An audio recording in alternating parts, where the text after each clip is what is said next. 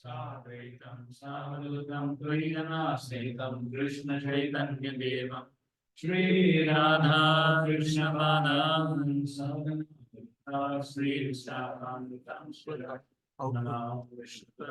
कृष्ण कृष्णाय भूतले श्रीमते भक्ति वेदांत स्वामी नामिने नमस्ते सारस्वते देवे गौरवाणी प्रचारिणे निर्विशेष शून्यवादी पाश्चात्य देशकारिणे कृष्ण प्रेम प्रदायते कृष्णाय कृष्ण प्रेम हे कृष्णा करुणा सिंधु दीनबंधु जगत्पते गोपेश गोपीनाथ कांचन गौरांगी राधे वृंदावनेश्वरी प्रणमामि हरिप्रिये वाञ्छाकल्पतरुभ्यश्च कृपा सिन्धुभ्यः च पतितानां पावनेभ्यो वैष्णवेभ्यो नमो नमः। जय श्री कृष्ण चैतन्य प्रभु नित्यानंद श्री अद्वैत गदाधर शिवासादि गौर भक्तवृंद। हरे Krishna Krishna Krishna Hare Hare Hare Ram Ram Ram Hare Hare. Hare Krishna. Okay, some points from yesterday.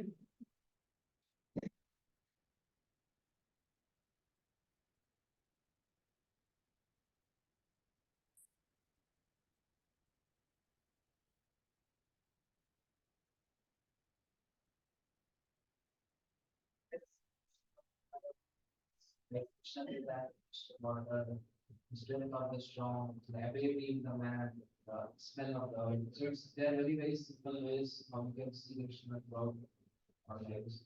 And like Prabhupada says, who has not tasted water? Who has not seen the sun? So like, and we discussed about that how energy is equal to energy. That's how Krishna is all present. Okay, good. The jurisdiction of Krishna consciousness extends everywhere. Okay, what else?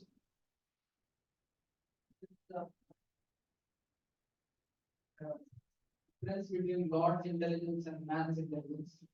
Prabhupada quoted a very, very amazing example that, okay, God may, man also may have intelligence. Of course, it is coming from God, but then if you want to understand the difference, man can make a watch, and every time he has to make newer watches, he has to endeavor. But God's intelligence is he can create a male watch and a female watch from that baby watch will come. So that is the difference with God can automate the process, but human being has to agree. Right. Prabhupada gives the same example in the first canto, first verse. Now, little.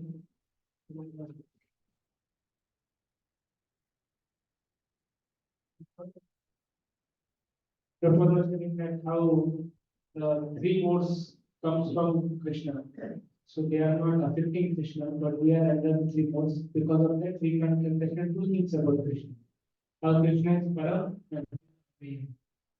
For example, we feel that Krishna is not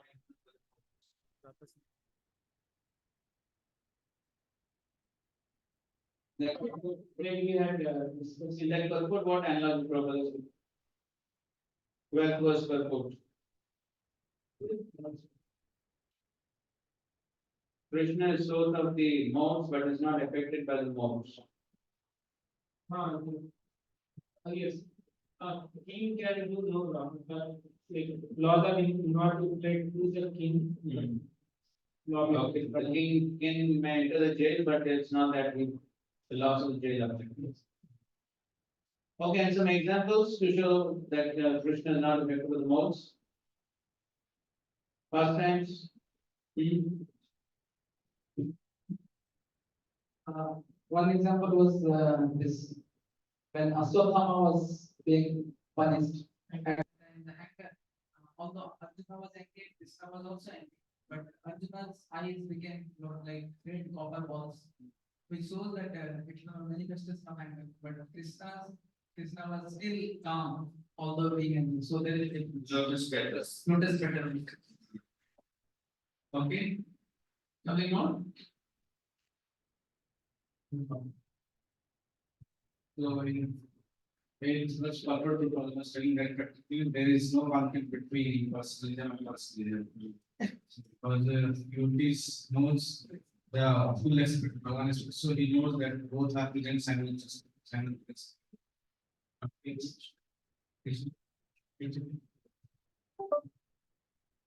We have seen Krishna in unity, the source of everything. He is the Father giving us.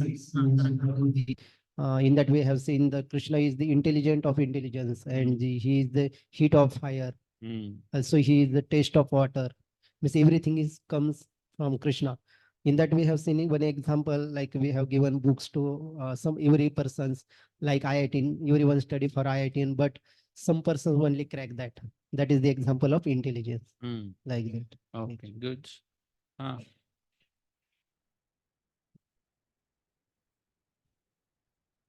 There also we see from the book Surrender unto Me that how Krishna is the essence of everything. Not only he is the cause of everything, but he is the essence of everything. Right, he enters into everything and is the essence of everything, the most important quality of the substance. You said that how from Krishna everything is coming, whatever the qualities that we are getting. So it is a gift, it is a privilege given by Krishna to use. And but if you are misusing it, that privilege will be taken away from us. Punar Mushika Bhava. Again become a mouse. So if one misuses the gifts of Krishna, they'll be taken away and then tiger becomes mouse. Also, at the end, you discuss so much about how this material energy is very, very strong. We have to very Devesha gunamayi mammaya duratyaya mameva ye prapadyante mayame. so only shelter of Krishna is the only solution. All other thing, even the from Lord Brahma to Lord Shiva, we discuss. They are under the modes. Sometimes they comes. Only one Lord Vishnu is out of the modes, so we have to take shelter. Correct. Yes. Only the unbound can liberate the bound. Next.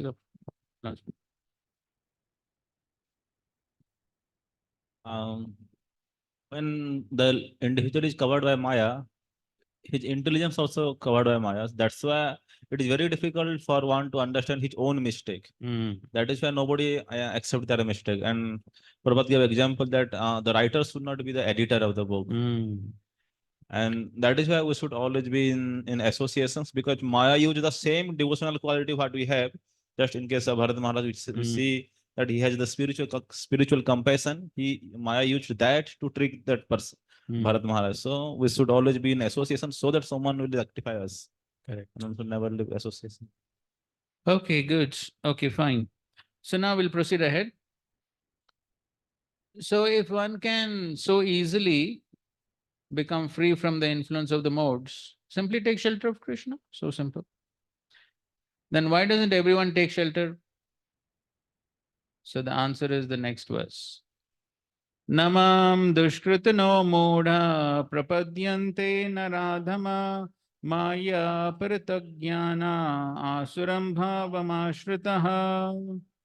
Those miscreants who are grossly foolish, who are lowest among mankind, whose knowledge is stolen by illusion, and who partake of the atheistic nature of demons, do not surrender unto me. So Prabhupada quoted this verse many times. So this is giving some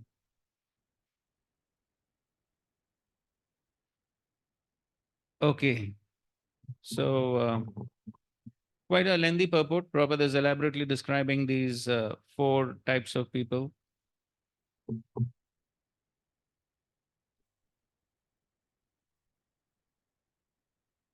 Okay. So we will read a part of the purport. Prabhupada begins the purport by saying, it is said in Bhagavad Gita that simply by surrendering oneself unto the lotus feet of the Supreme Personality of Godhead, one can surmount the stringent laws of material nature. At this point, a question arises, how is it that educated philosophers, scientists, businessmen, administrators, and all leaders of ordinary men do not surrender to the lotus feet of Sri Krishna, the all-powerful personality of Godhead? Okay, so that's the connecting question. So, and the answer is this verse. But if that liberation is possible by simply surrendering unto the lotus feet of the Supreme Personality of Godhead, then why don't these intelligent and hardworking leaders adopt this simple method? So the Gita answers this question very frankly. So in the next paragraph, Prabhupada is defining Dushkritana. The atheistic plan makers are described herein by the word Dushkritana or miscreants. Kriti means one who has performed meritorious work. The atheistic plan maker is sometimes very intelligent and meritorious, also because any gigantic plan, good or bad, must take intelligence to execute. But because the atheist brain is improperly utilized in opposing the plan of the Supreme Lord, the atheistic plan maker is called Dushkriti, which indicates that his intelligence and efforts are misdirected. So Kriti means meritorious work, intelligent person. Srila Prabhupada gives the example of thief. So if a thief wants to steal a bank, requires a lot of intelligence, isn't it? Or people do smuggling, and so many things people do. So much cheating people do. Crores of rupees. So many things people do. So it requires a lot of intelligence to do all that. But the intelligence is misdirected. So that is why called Dushkritina. Prabhupada gives the example of Ravana and Hiranyakashipu. So they are examples of Dushkritina. So they were very intelligent. Under illusion and the modes of passion ignorance, all his plans are baffled, as in the case of Hiranyakashipu and Ravana, whose plans were smashed to dust, although they were both materially learned as scientists, philosophers, administrators, educators. Prabhupada is giving a lot of good credits to these two people. He's saying they were scientists, philosophers, administrators, educators. Hiranyakashipu and Ravan. But still all their plans were smashed to dust. And then Prabhupada is briefly describing each of these four categories. So first one is mudas. So in the first paragraph, Prabhupada very graphically describes the ass. So we have heard it many times. Here Prabhupada says the ass sings poetry and philosophy also sometimes. But this braying sound only disturbs others. Okay, read the next paragraph.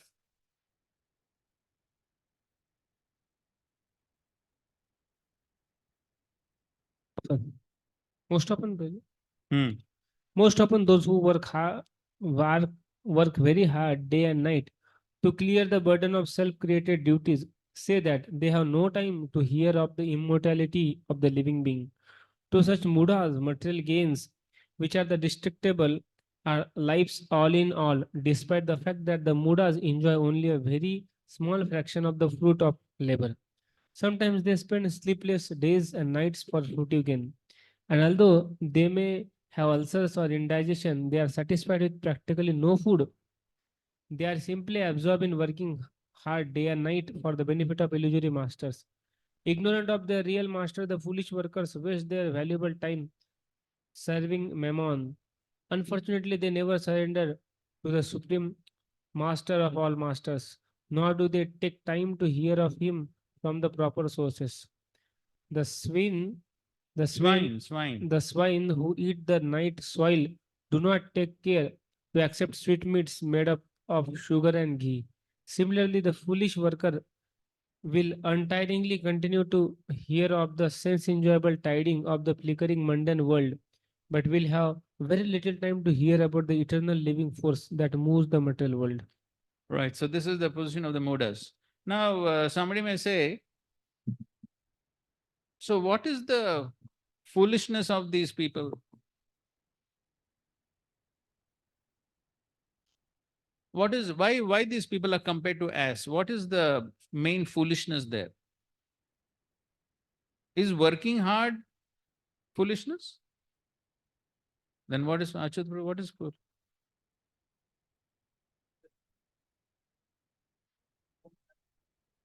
They're not working for Krishna, they're working hard for other people. Okay, but then that is also not so bad, no? See, everyone, at least if they're working for someone else, then there's some selflessness there, isn't it? If they're working for someone else, it's good, no? At least they're not working for themselves, they're working for somebody else. The problem is they'll have to take birth again. By that working, again they are bound in this material world only. They are not. Okay, they're bound in this material world. Okay? Whatever is destined, we will get, but they are working so hard. I mean, they don't know that whatever they have lived in, I mean, so in the last lives, so they will get. So, like a dung means as the grass is there, but for that, little bit what the master is giving, he is working so hard, but he can get the grass everywhere. That's what the humans are doing. Okay, so just now the ass gets grass everywhere, but still he works. So similarly, if the man is working for something which is destined to get, so that is his foolishness. Already, what is everything is happiness, and this is destined for him. But he's trying to over endeavor and get more and more happiness that he will not get. That is his foolishness. Okay, that point is also correct. But somebody may say, then what? Then somebody may say, okay, I will not work at all then. Anyway, whatever is destined will come, right? Whatever food I'm destined to get, I'll get. Then I'll sleep. Over endeavoring means. Achha, so then who will decide what is this over endeavor? What is the difference between Okay, endeavor and over endeavor? So like daytime is made for working. He is working in the night also. Acha is working at night also. But everyone, but night shift, everyone does not do night shift, no?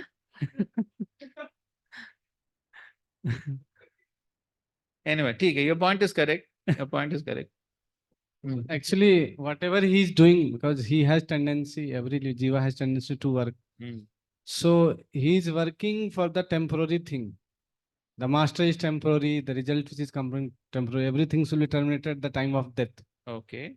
So that's why whatever he is investing, that will be like totally zero at the end of the life. Okay, so then should he work or not then? Then that's why, because he has propensity to work, so he should work for the absolute actually. Okay, work for the absolute truth. Okay, fine. Somebody else? हाँ, आपको बोलना है? हाँ, बोल. You're working very hard, but don't know what is the ultimate goal of life. Okay. And there is one example in NH1, car is going very speed, but he don't know where is the destination. He doesn't know where he's going. Okay, he doesn't know the goal. Okay, good. That's correct.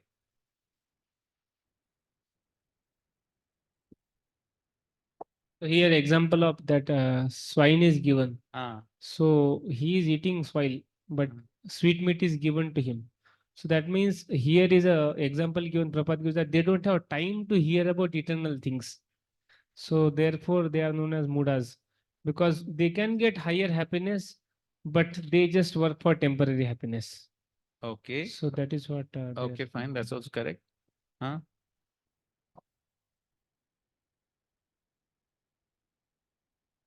One more example, what I think Ayeshambro gives is the carrot tied behind before the ass. Now, he works hard expecting something, but eventually doesn't get what he expects. And even if he apparently gets what he expects externally, it doesn't satisfy, that result doesn't satisfy him the way he thinks in his mind that ki, oh, mere ko milega to mere ko kushi milega. Like I'll be happy if I get that. Okay, the happiness evades. Okay. See, that is, so now somebody may say, as devotees, so as devotees, are we supposed to work hard or no?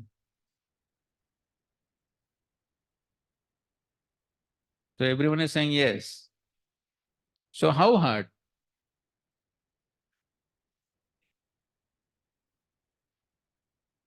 Okay, okay, yes, that's correct. Bhaktivinoda Thakur did say we can learn from the materialists, they're working so hard.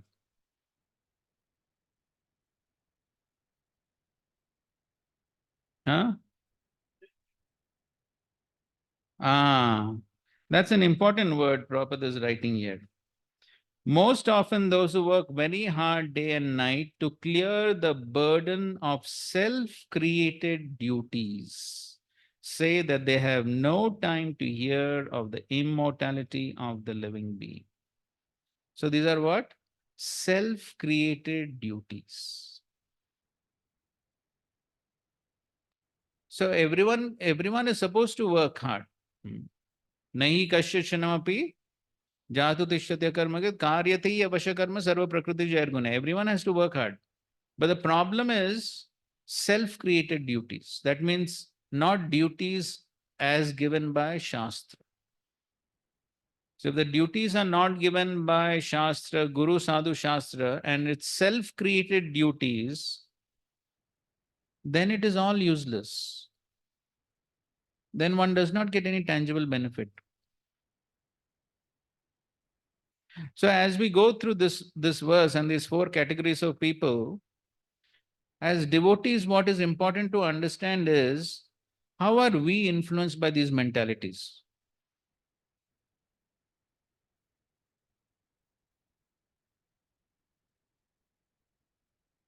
So therefore, 1.2.8, what is, no, not 8. Dharma svanushyate pamsa vishvaksena kada suya notpadya yatiratem shrama eva hi kevalam. So, dharma means prescribed duties, occupation duties. So, prescribed duties need to be performed. But if by the performance of those prescribed duties, if what is not happening, Vishwaksena Katasuya na utpadyet rati. So if rati is not developing, if some increased taste for Krishna conscious activities is not developing, then the performance of prescribed duties, now those are not self-created. Those are what? Prescribed duties only, dharma. They are prescribed duties. But the prescribed duties also become shrama eva hi kevalam if it is not leading to rati.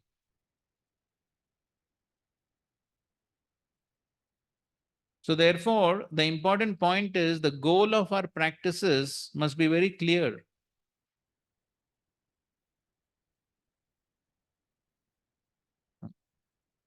Not that one is simply running around here and there.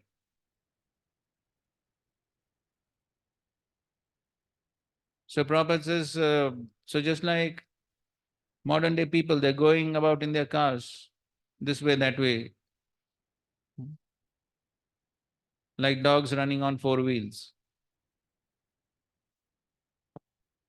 Prabhupada quotes Rabindranath Tagore.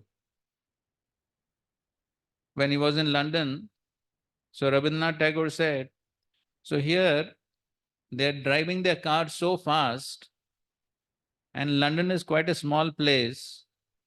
Maybe all the cars will land in the ocean. So that should not happen. So the point is that it's not that one is mindlessly working. Therefore, Prabhupada gave a very precise definition of enthusiasm. We were discussing in the Brahmachari class also that. What is it?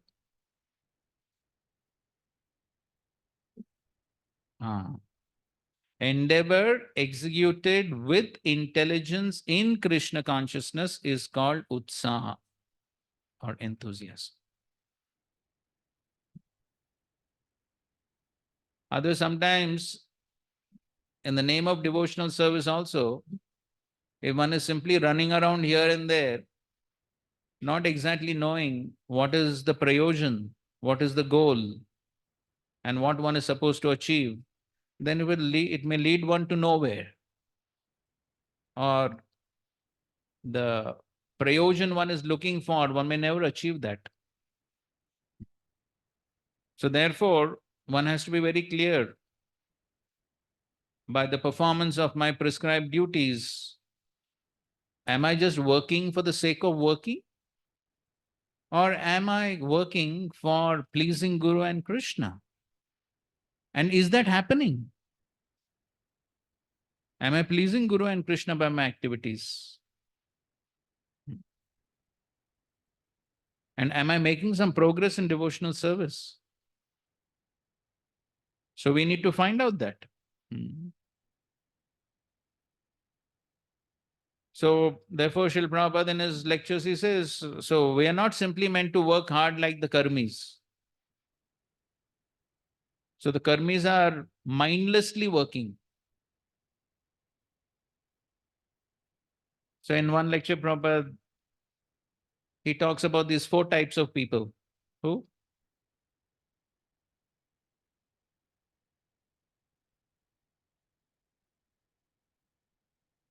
This is it's not exactly there in the Shastra, but it's well known, and Prabhupada also quotes it. Active fool, lazy fool. Correct. Lazy fool, active fool, lazy intelligent, active intelligent. So he says, just like a monkey. Monkey is very active. Never sits at one place. Always jumping one place to the other. So active. But what is the goal of all his activities? Simply disturbance. Monkey goes anywhere, people get disturbed. There's a hut. So simply disturbance. So active fool, very dangerous. So Prabhupada is saying, if somebody is a fool, At least if he's not active, he won't cause trouble. Hmm. But if fool is active, cause a lot of trouble. Hmm. Just like you give the monkey a knife, what the monkey will do with the knife? Hmm. So, active fool, very dangerous. Active fool, lazy fool. Of course, then Prabhupada says, so what is ideal is lazy intelligent. That is ideal. Hmm. Ah. So that means, so lazy intelligent does not mean that he is lazy. What does lazy intelligent mean? Hmm? Ah, better. Right. So he knows exactly how much endeavor to put, when to put the endeavor. So all that he knows. So he does it with intelligence, not just moving around here and there without any aim. Hmm. So that's the point. So otherwise, if we also simply mindlessly work in devotional service, of course, it is better than working outside, definitely. But then here also, if one is simply doing some work, instead of working outside for some material company, one is working in another company called ISKCON. That may happen to be the only difference. So therefore, one must be clear, what is my consciousness? Where am I investing my consciousness while I'm doing my various duties here? Hmm. Or am I here just to get some results and get some fruitive results? So the main point here is why the materialists are compared to asses, because it's self-created duties, just like the ass, totally self-created. As Prabhupada says, he is carrying tons of cloth. The dhobi puts tons of cloth, and this ass is carrying, even though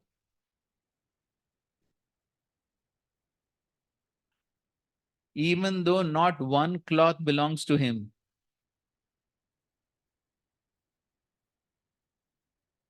So that means there's no need. Not one cloth belongs to. So there's no need. And okay, dhobi is giving grass in return for that. No, grass is available everywhere. So that is his foolishness. So that's the point about mudas. Okay, next. Next is Naradhama. So, so now Prabhupada gives a definition of Naradhama. Of course, in the second paragraph here, Prabhupada is saying 99.9% of the population is Naradhama. Okay, before that, he gives a definition of Naradhama. Those who are socially and politically developed, but who have no religious principles must be considered Naradhamas. So they may be socially and politically developed, but they do not follow any religious principles. Nor is religion without God religion, because the purpose of following religious principles is to know the supreme truth and man's relation with him. And then Prabhupada gives the example of typical Naradhamas as Jagai and Madai, who were delivered by Srinityanand Prabhu. So the Naradhama who is condemned by the personality of Godhead can again revive his spiritual consciousness only by the mercy of a devotee. Okay, that's Naradhama. Third is Maya Aprita Jnana, or those persons whose erudite knowledge has been nullified by the influence of the illusory material energy. Okay, so Prabhupada in many of his lectures, he says, okay, you're calling these people as foolish. No, but they're not foolish. They have so many degrees. They have MA, PhD, so many degrees they have. Oh yes, okay, they have all these degrees, but all their knowledge has been stolen by Maya. So very learned fellows, Prabhupada says, great philosophers, poets, literati, scientists, etc. But the illusory energy misguides them and therefore they disobey the Supreme Lord. And of course, even those who are unauthorized interpreters of the Gita, they also fall under this category. All the unauthorized interpretations of the Gita by the class of Maya, Aprita, Jnana, outside the purview of the Parampara system, are so many stumbling blocks on the path of spiritual understanding. In the Ishopanishad, there, Srila Prabhupada, he talks about even the Vedavadarata, those who study the Vedas but don't know the purpose of the Vedas. And they think that the purpose of the Vedas is simply to go to the heavenly planets. They also fall under this category of Maya, Prita, Jnana. And the last class is Asuram Bhavam Ashrita, those who are outright demoniac, those of demoniac principles. This class is openly atheistic. And they have all their different theories. Supreme Lord can never descend upon this material world. And envious of the Supreme Personality of Godhead, the atheist will present a number of illicit incarnations manufactured in the factory of his brain. Such persons whose very principle of life is to decry the personality of Godhead cannot surrender unto the lotus feet of Sri Krishna.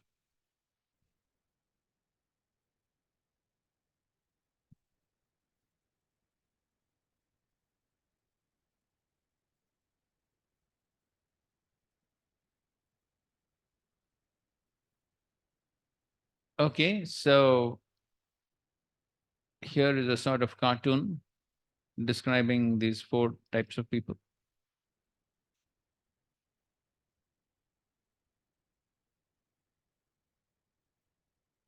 So the first one is Mura. The second one is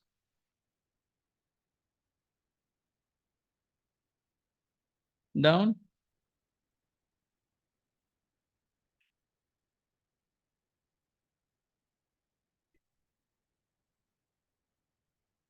That is Maya Aprita Jnana, some scientist.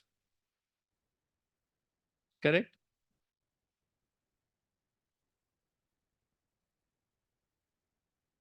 So in the first case, they put an ass with tie and coat.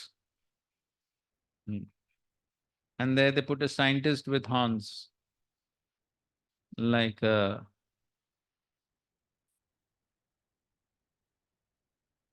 buffalo or something. So this is Naradhama, socially and politically developed, but no religious life. And this person, what is writing? God is dead. So that is Asuram Bhava Mashrita, openly atheistic.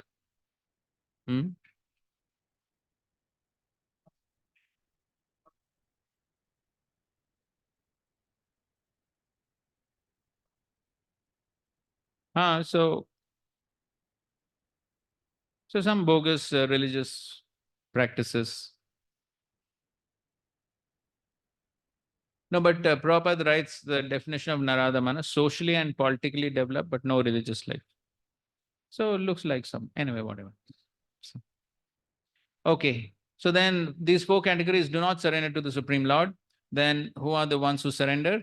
Chatur Veda Bhajante Mam Jana Sukritana Arjuna Artho Jigyasur Jnani Cha Bharatarshaba.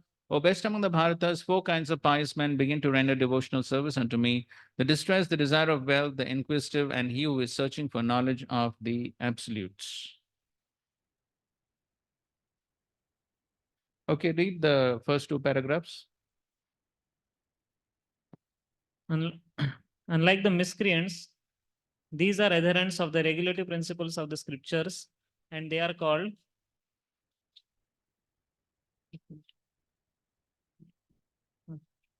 Sukritinas, or those who obey the rules and regulations of the scriptures, the moral and social laws, and are more or less devoted to the Supreme Lord.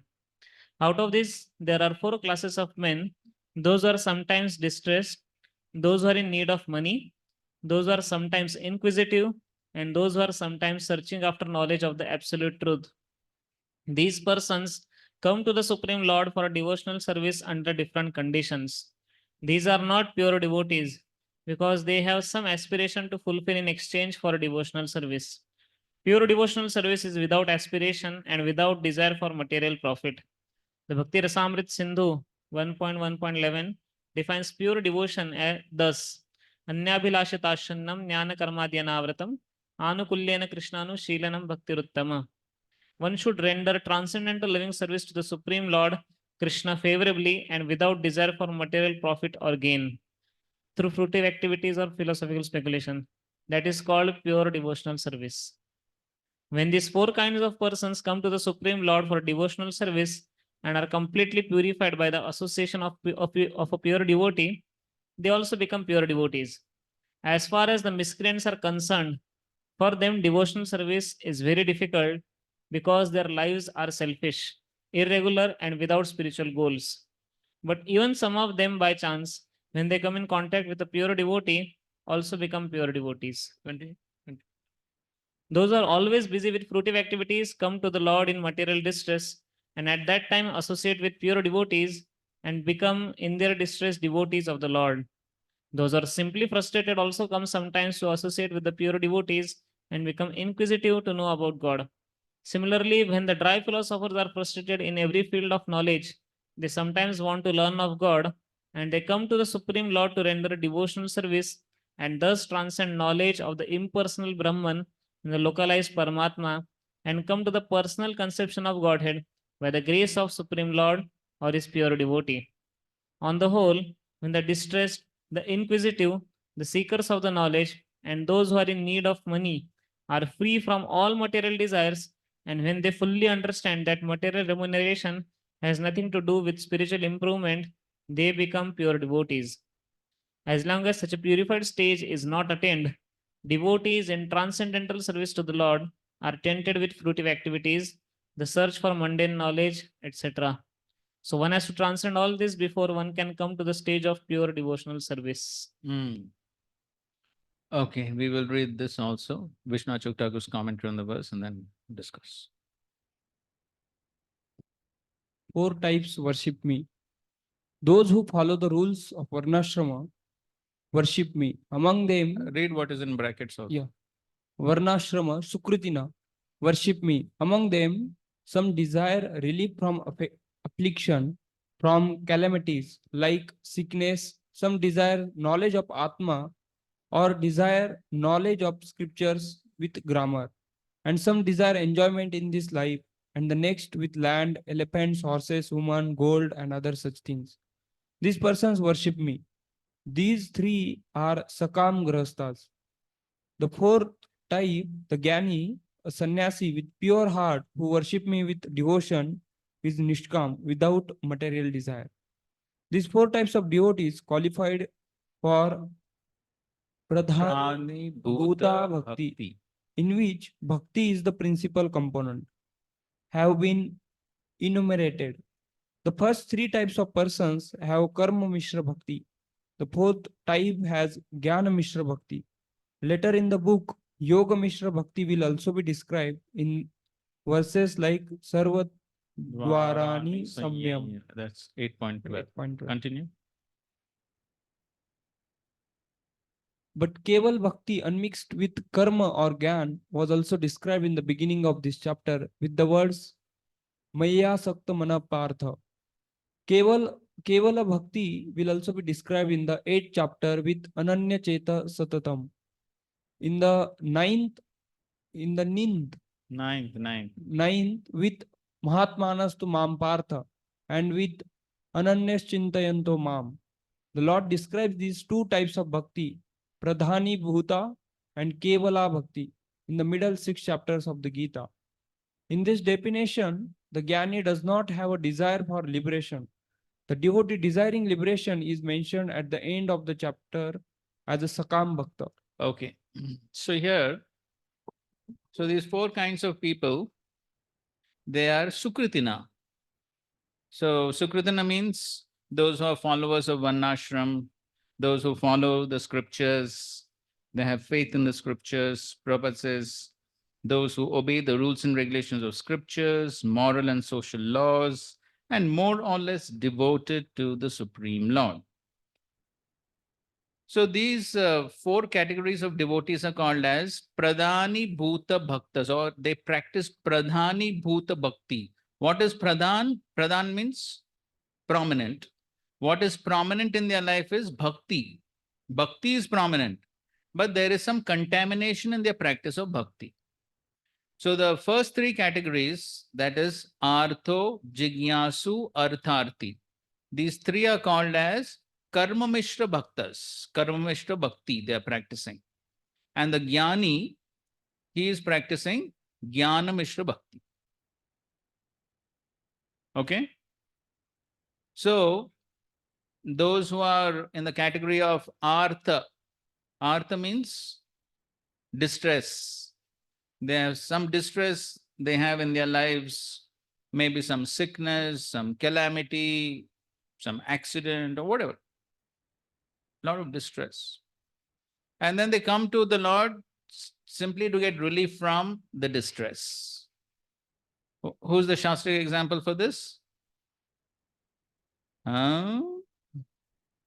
Artha. Maharaj.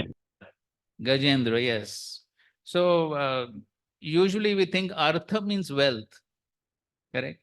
But in this case, artho, it is not artha. So this is distress. Then artharthi is one who wants wealth, or as it says, desire enjoyment in this life, next life. And of course, Vishwanath Chakravarti is presenting a more Vedic version of wealth in terms of land and elephants and horses, women, gold. Now, who desires these things? Right. Now, no horses. Now they want horsepower. Huh? BMW horsepower. So, land and women are still there. So having basically desires for material enjoyment. Shastric example for this is Dhruva Maharaj. And jignasu means they're inquisitive, but they're not exactly inquisitive to know about God. They're inquisitive about what? Some knowledge about Atma or grammar. So basically, again, he's presenting again a Vedic scenario of, avidya. This also is considered avidya, technically speaking. Which avidya also is that which is within the Vedas only, but which is not directly related to devotional service. All that comes within avidya. Bhaktisiddhanta Thakur talks about paravidya and aparavidya. So all these other aspects of knowledge which are present in the Vedas, like Ayurveda and Dhanurveda. So all these which are material aspects of knowledge within the Vedas, so they are also considered to be material. And that's what he's talking about. And of course, these days, of course, most people are after not knowledge. It's not even avidya. As Prabhupada says, it is only craftsmanship. It is not knowledge. It is basically how to earn my livelihood. That is the only thing. Correct? So in any case, so those who are seeking this type of knowledge, they are being referred to here. Jignasu. And who's the Shastric example for this?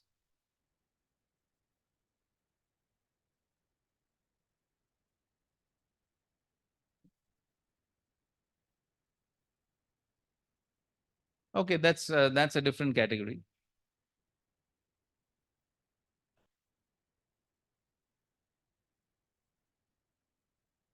First canto. Sages of Naimisharanya. The sages of Naimisharanya are an example for Jigyasu. So before they met Sutta Goswami, they were in that category. So they were hearing from Romaharshan, and Romaharshan was speaking different scriptures, some itihasas, Puranas, different things he was speaking.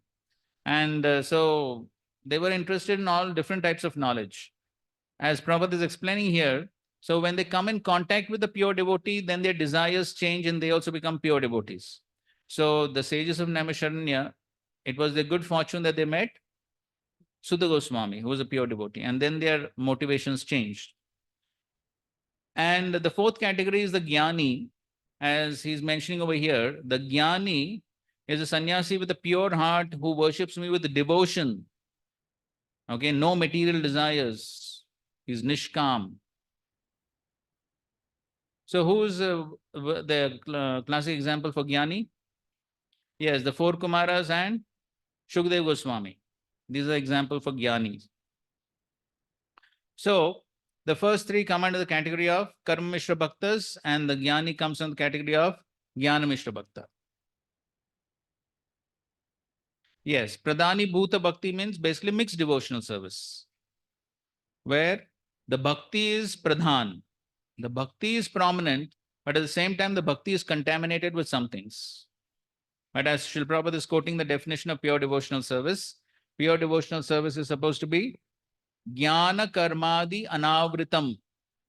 Pure devotional service is supposed to be uncovered with the contamination of karma and jnana. So what is important for us is that we also ultimately want to come to the platform of what? Pure devotional service, Anya Bilashita Shunyam. That should be our goal.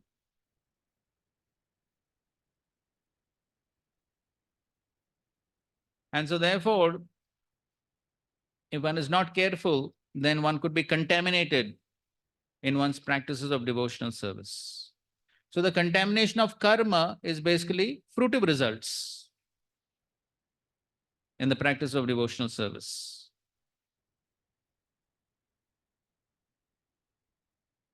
So can you give some examples of fruitive results a brahmachari may aspire? Okay, puja la pratishta. You can, that is in general. What manifestations of that? Okay, more counsellors, followers. Huh? Temple president. Oh, temple president. Why only temple president? Why not GBC? Okay, beginning is temple president. Okay. Then? Okay, followers. How much people appreciate my classes? Okay, how much people appreciate my classes? Huh? Skills. What skills you want?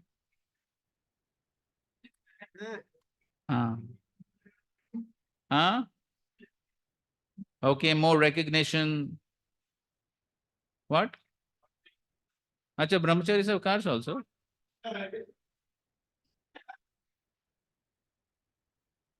You have? Acha. Okay, post, positions, material facilities. Nobody has said one thing which is very rampant.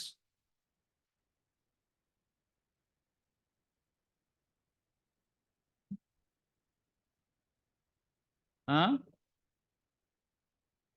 More specifically? Okay, donations, YouTube followers. This is the current trend, correct? Huh?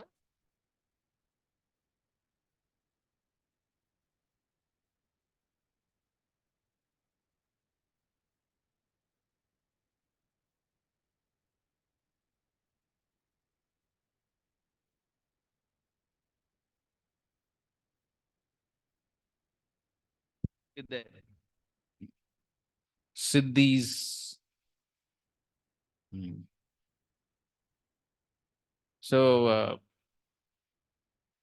all this is not imagination. Sometimes we actually find serious problems because of this. And to what extent one may go to get these things, we don't know. But sometimes people go to great extent to fulfill these desires. And similarly, what is the contamination of jnana?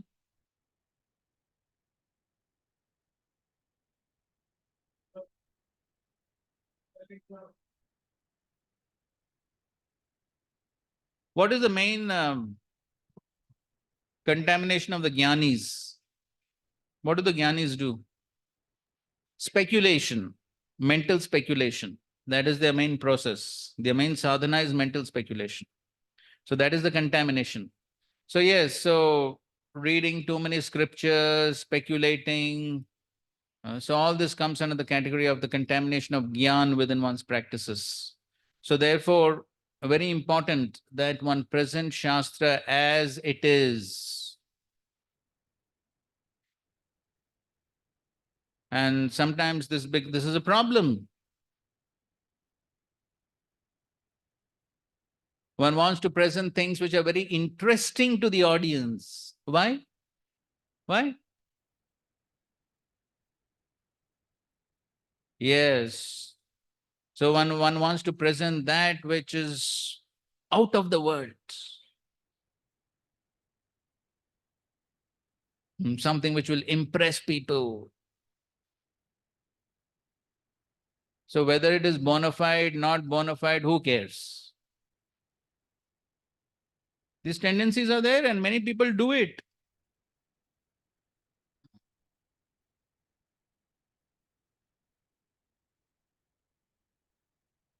Yes, that is karma tendency, correct.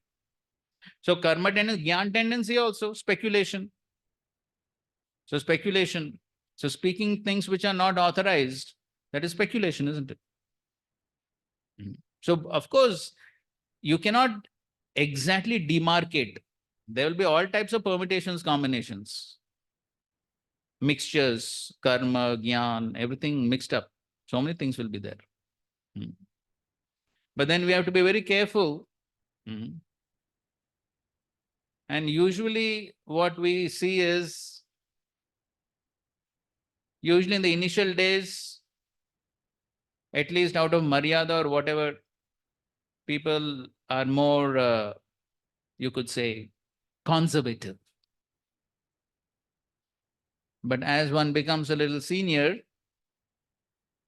then many things may start manifesting.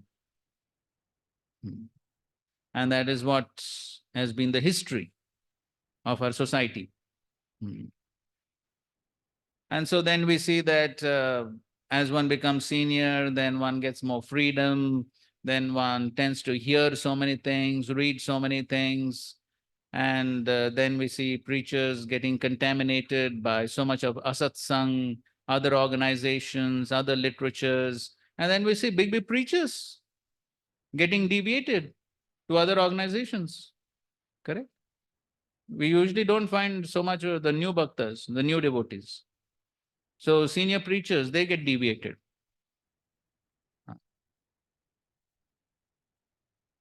So because then later they think, oh, so many times I've read Prabhupada books, now let me read something else.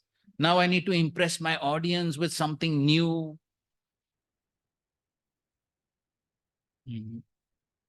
So if I speak the same old things, who will listen to me? Especially these days, if you want YouTube followers, you speak simple things from Prabhupada books, who will hear? Oh, crazy fellow, this fellow is crazy.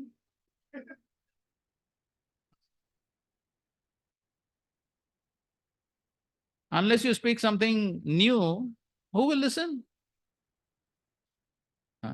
Unless you make the most amazing jokes, who will listen? And that is how everything becomes diluted.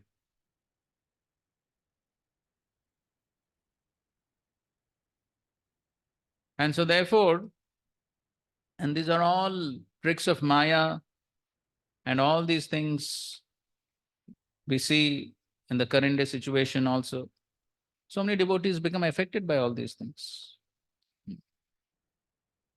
And so many preachers have left the movement, gone to other organizations. So many things have happened. Only because of this reason. All these material desires within the practice of devotional service. And so therefore, one's goals must be very clear in the practice of devotional service. What is my goal? And if the goal is not clear, then one could get deviated. Another aspect of the contamination of gyan is what's the goal of the gyanis? Liberation. So another contamination of gyan is the gyanis want liberation. Liberation means what? Shanti. No miseries. That's liberation, right? Liberation means no more material miseries. That's what they get in the Brahma Jyoti. Shanti. No one is there to disturb them. They're alone. So that's another contamination. We want Shanti.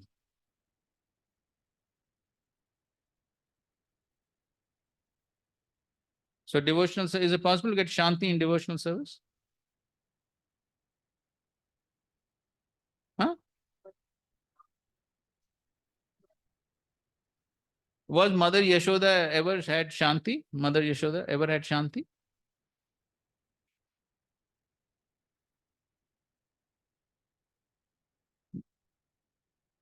Okay, then somebody may say, what Shanti Krishna is speaking about? Bhokta Ram Yagatapasam. What is that Shanti Krishna is speaking?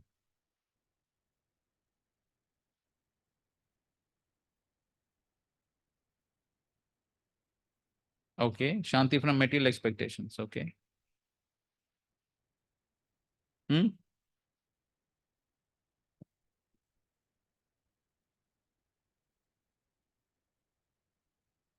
is from the complete satisfaction which he has attained because he has connection with Krishna and there is no sort of insecurity that he has. Correct. So it is he is Shanti, as it said, Krishna Bhakta Nishkama Ateva Shanta. So because he's Nishkam, therefore he is Shanta. That means, as we were discussing today, na shochati, na kangshati. That is why Shanti. He's not hankering for material things. So it's not no hankering on the material platform, therefore he's Shanta. But as far as devotional service is concerned, then he's ready to take on so many anxieties for the sake of pleasing Krishna. For that, he's ready to take on anxieties. But that is, of course, different type of anxiety. Different type of anxiety. That is for pleasing Krishna. So that is still Shanti only, because it's not material. Okay?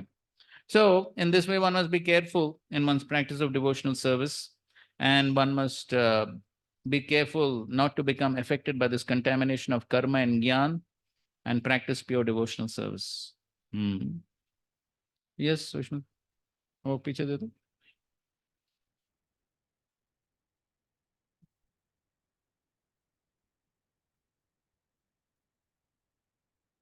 Ruchi, you're telling one point that we have to present Shastra as it is.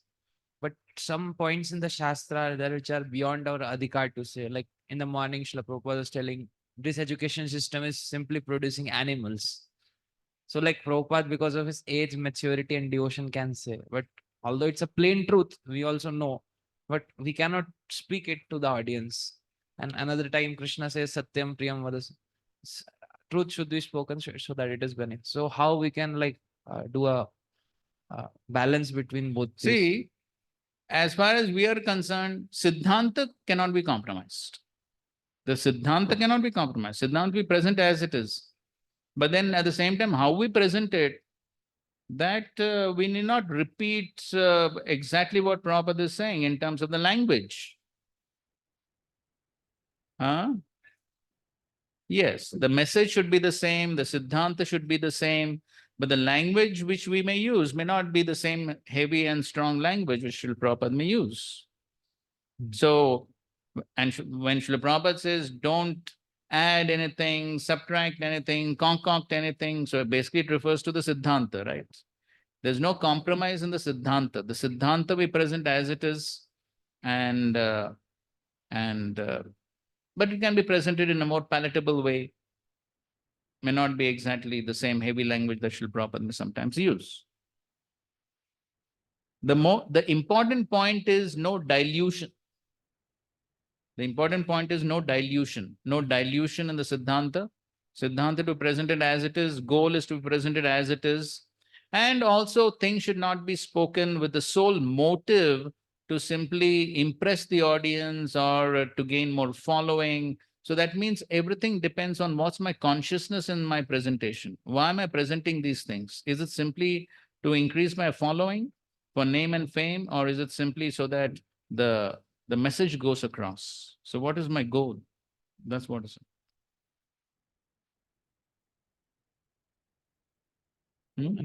And Proji, like one more thing you said that like many times nowadays people are trying to impress more YouTube followers. So now at one point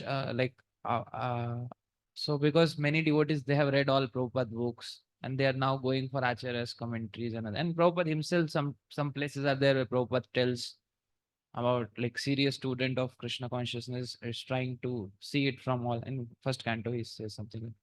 So like now because there is a lot of nectar shopping available in, and as devotees we are also sometimes like attracted to such things. So can you give some practical measures how we can? Okay, I think so. Everyone knows the standard example of Kadam Kannan Maharaj. So that's like always there, but that is always there. Correct. It always holds true for all time. No, that is why Maharaj gave that very fitting example. So after 20, 30 years, so does the rice dal sabji change? No. No, that always remains the staple meal, correct? The same thing is applied for us also. Our staple reading always has to be Prabhupada books. So if somebody says, I have read all of Prabhupada books, is the statement correct? No. Why do you say no? Because reading and realization, there are two different things.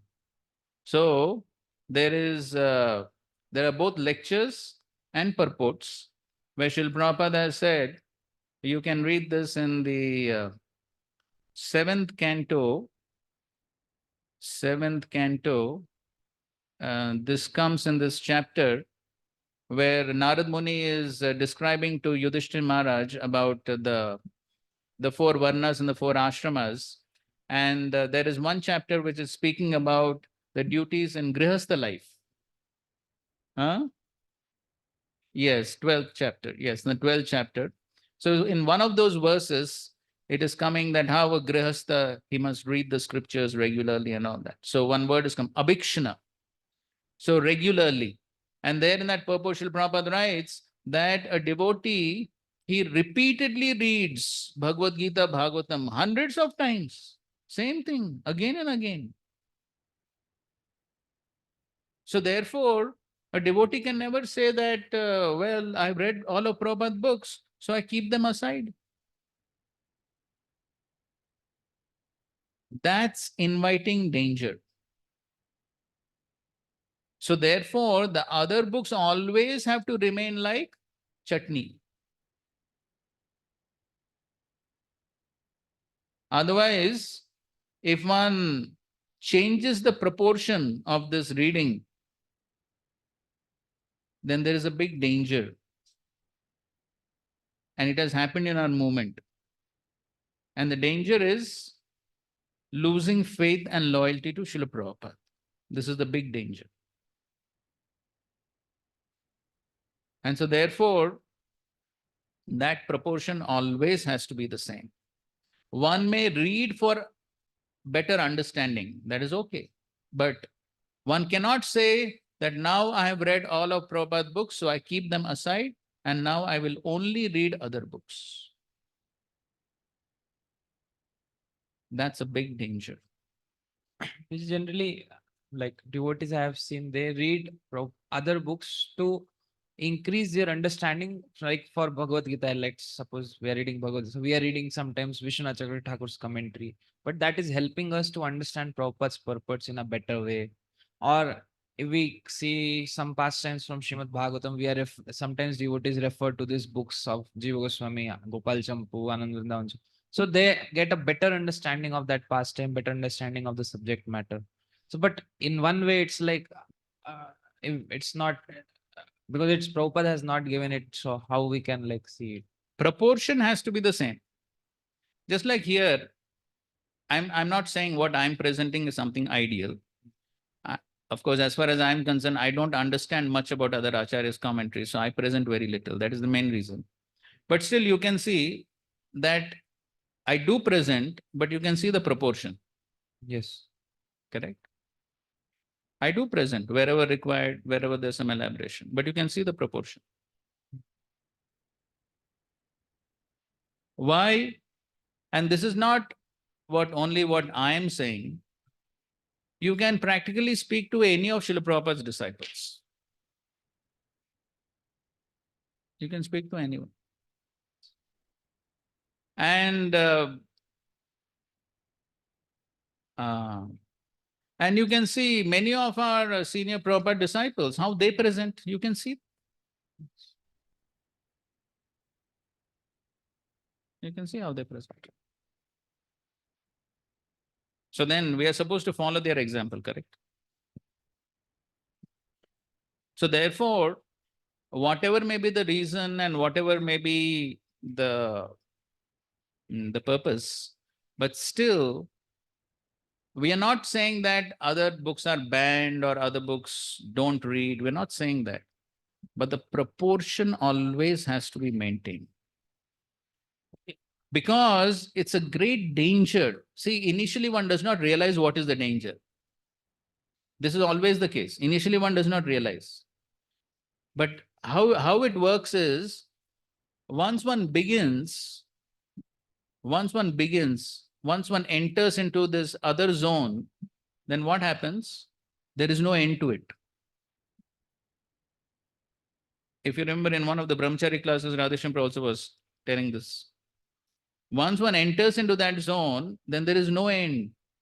How many books of other acharyas are there and how deep one can go? There is no end to it. And once one enters that and one gets some higher taste in that, then the big danger of that is, after some time one begins to think, oh, Prabhupada books, very simple. Very basic, very simple. And after some time, one will coolly keep Prabhupada books aside. Totally aside. And one will only read other books. One will only speak from other books. And one will not speak one word of Srila Prabhupada. At most, the only thing they will say at the end of the class is Srila Prabhupada ki jai.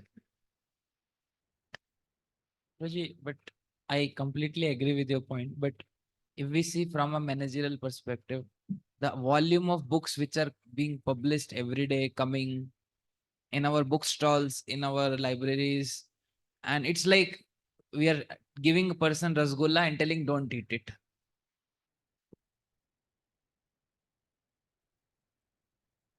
Okay. So if I give one rasgulla, that's fine. Now in the sweet shop, how many rasgullas are there? Maybe. So many rasgullas are there. Now, if I say I will eat 2 dozen rasgullas, what will happen? Stomach issue. One rasgulla is okay, correct? Yes. Same thing, proportion.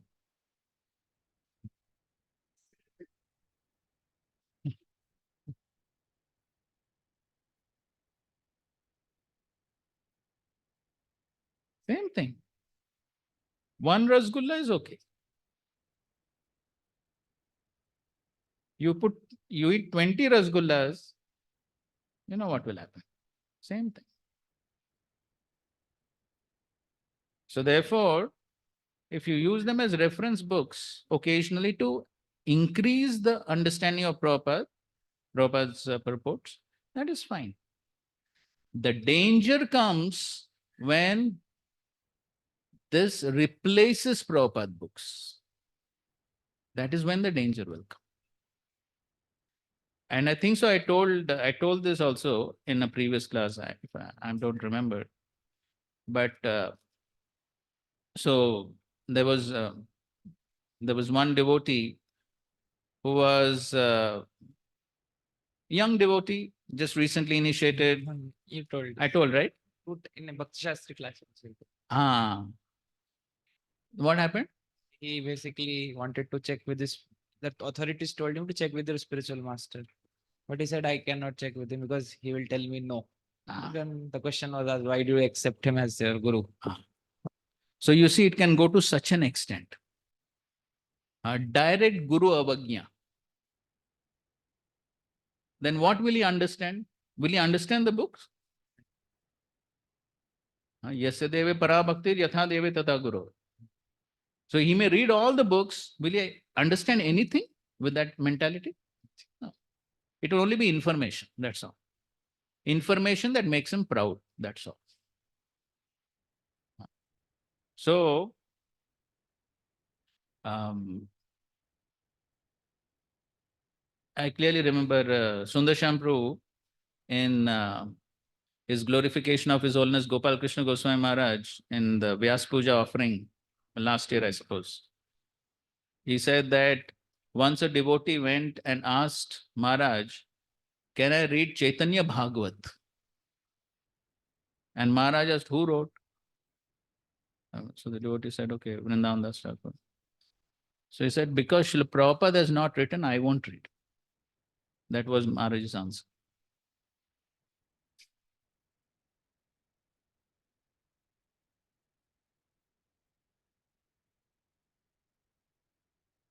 So now these senior devotees, what do you think? They don't have the adhikar to read all these books? No, this is the meaning of loyalty to the Acharya. See, Srila Prabhupada also, in fact, so many lectures. Just yesterday I was hearing lecture of Prabhupada. So Prabhupada is telling the story of the South Indian Brahman at Srirangam. And Srila Prabhupada is saying that you can't understand by scholarship. By scholarship, you can't understand God. You can't understand. How you can understand? The only way to understand is by, somebody can guess one word. Prabhupada says one word.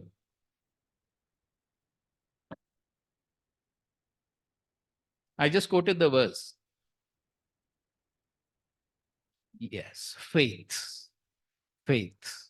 One can understand by faith. And that is what that verse is saying. Prabhupada then quotes that verse. Yasya deve prabhaktir yatha deve tatha guru tasyeta katita artha prakashantim. And that is the example of that South Indian Brahman. No scholarship. He could not understand the scripture. But why he got the ultimate realization of the scripture. Why? Faith in the instruction of the Guru. So the problem is, if we think that by information, by knowledge, I will be able to understand. No, it doesn't work that way. There's a problem. So therefore, one thing is, therefore that formula is always the best. Reference books. A little bit here and there. That's good enough. And this is very important if we want to maintain loyalty, unity within our society. This is very, very important.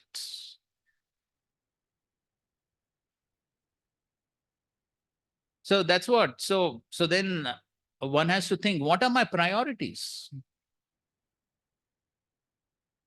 So is my priority Srila Prabhupada and Srila Prabhupada's mission? Or is my priority presenting Shastra in a very attractive way? What is my priority? Of course, one can combine both. I can present Shastra in a nice way, but I can never present it in such a way that I keep Srila Prabhupada aside. That is not in line with the mood of the acharyas. It cannot be like that. The loyalty to the acharya is very important. Now, in that same lecture I was hearing yesterday, Srila Prabhupada is saying, one cannot jump over the immediate acharya.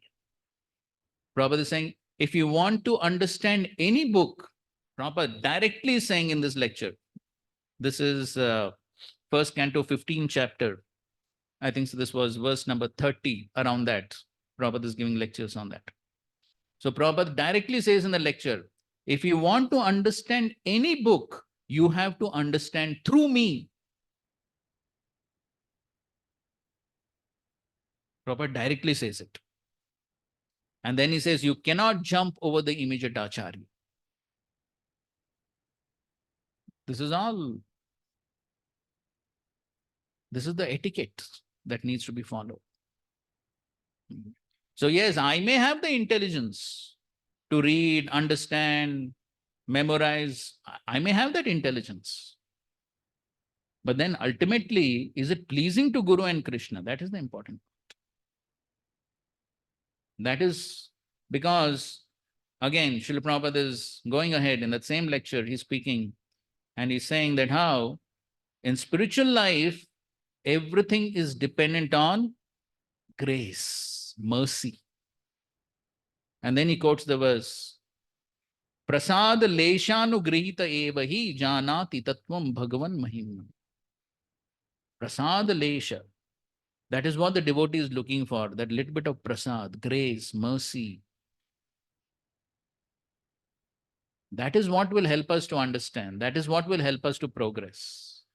Not one's scholarship, not how much information one has, not how many followers one has, nothing of that sort.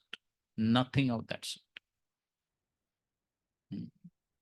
So therefore, ultimately, this has to be the benchmark. And that's what we were discussing. Otherwise, it will be simply like the ass. So the ass carries a huge load of cloth, and we may carry a huge load of books. But then, if ultimately it is not resulting in rati, it is not resulting in increased taste and an increased desire to please Guru and Krishna, it will simply be useless burden. So, therefore, and that's true, it's a fact. In the present day, where a lot of educated devotees are coming to our movement, this is becoming a challenge. It's a fact. But then there's a big risk. And we are seeing that also happening. And the risk is people are ready to give up even their own spiritual master and join some other place where they get more freedom to do what they like. Krishnanand Prabhu also was making this point in one of his classes. And they don't understand what a big offense it is to give up one's bona fide, authorized spiritual master. What a big offense. It's hellish actually, hellish mentality.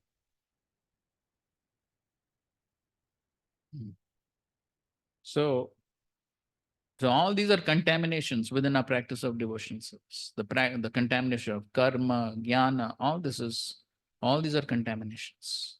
So here he talks about knowledge of Atma, desired knowledge of scriptures with grammar, and it could be other things also in that same category. So many other types of knowledge.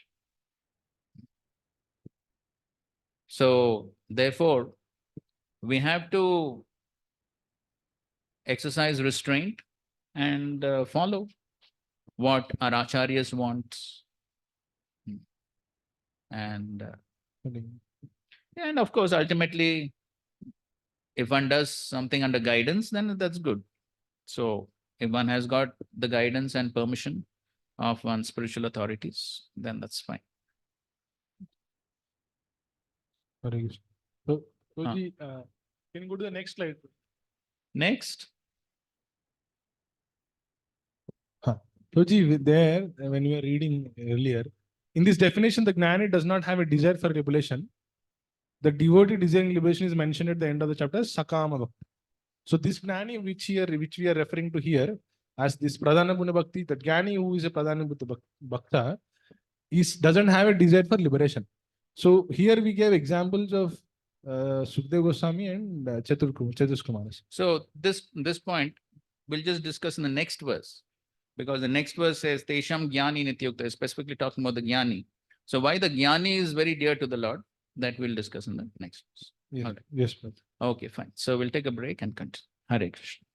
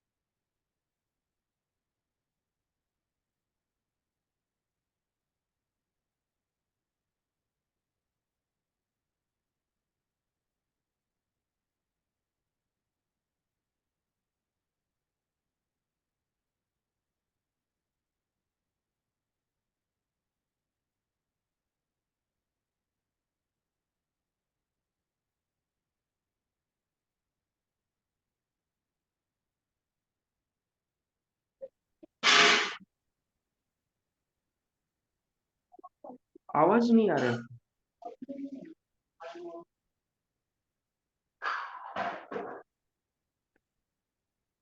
हरे कृष्ण, आवाज आ रहा है क्या? वो कुछ नहीं बोल रहे प्रभु जी।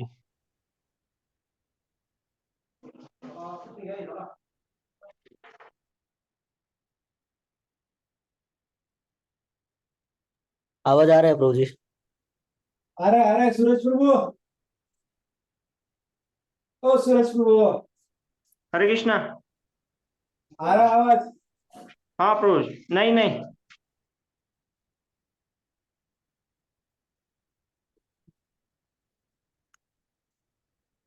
Okay, so he just found that lecture I was referring to, 1.15.30. अभी चालू किया है बोलना।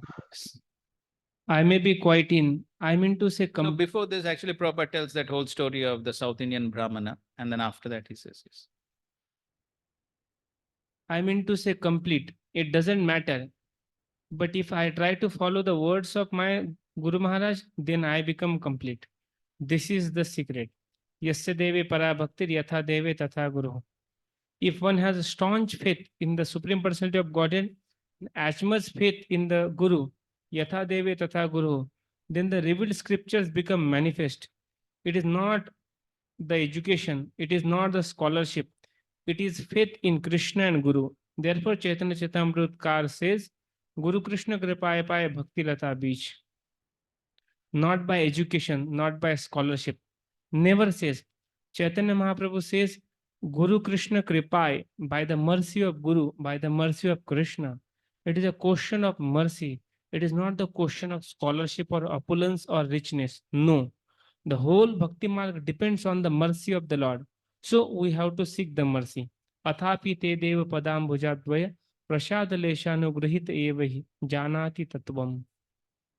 Prasad lesh. Lesh means fraction. One who has received a little fraction of mercy of the Supreme, he can understand. Others, nachanya ekopi chiran vichinvan. Others, they may go on speculating for millions of years. It is not possible to understand. Check. Yes, fine. Okay, so now we'll proceed ahead. You had something? This pastime of South Indian Brahmana, Chaitanya Mahaprabhu also, it is said that here that Sri Chaitanya Mahaprabhu then taught the Brahmana very thoroughly and requested him to not disclose that he is Lord Krishna. So he taught, just like in Bhagavatam also that section is going on. Sankarsana taught the have to follow all the, after the taking darshan also, he taught. So we have to understand after that also, right? It's not that just mercy is came because if that Ravana was able to understand that Krishna is there. He is himself Krishna. But still that knowledge he has to. Yes, according to one's capacity, one definitely has to try and understand. Different people may have different capacity, correct? The South Indian Brahman had little capacity from a material perspective. Somebody may have more capacity. Capacity may be, intellectual capacity may vary.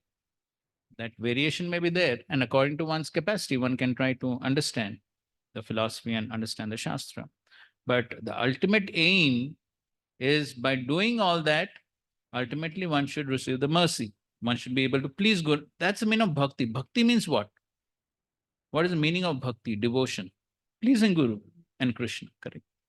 Ultimately, our entire life is meant for what? To please Guru and Krishna. So ultimately, whatever pleases them, that's the basis.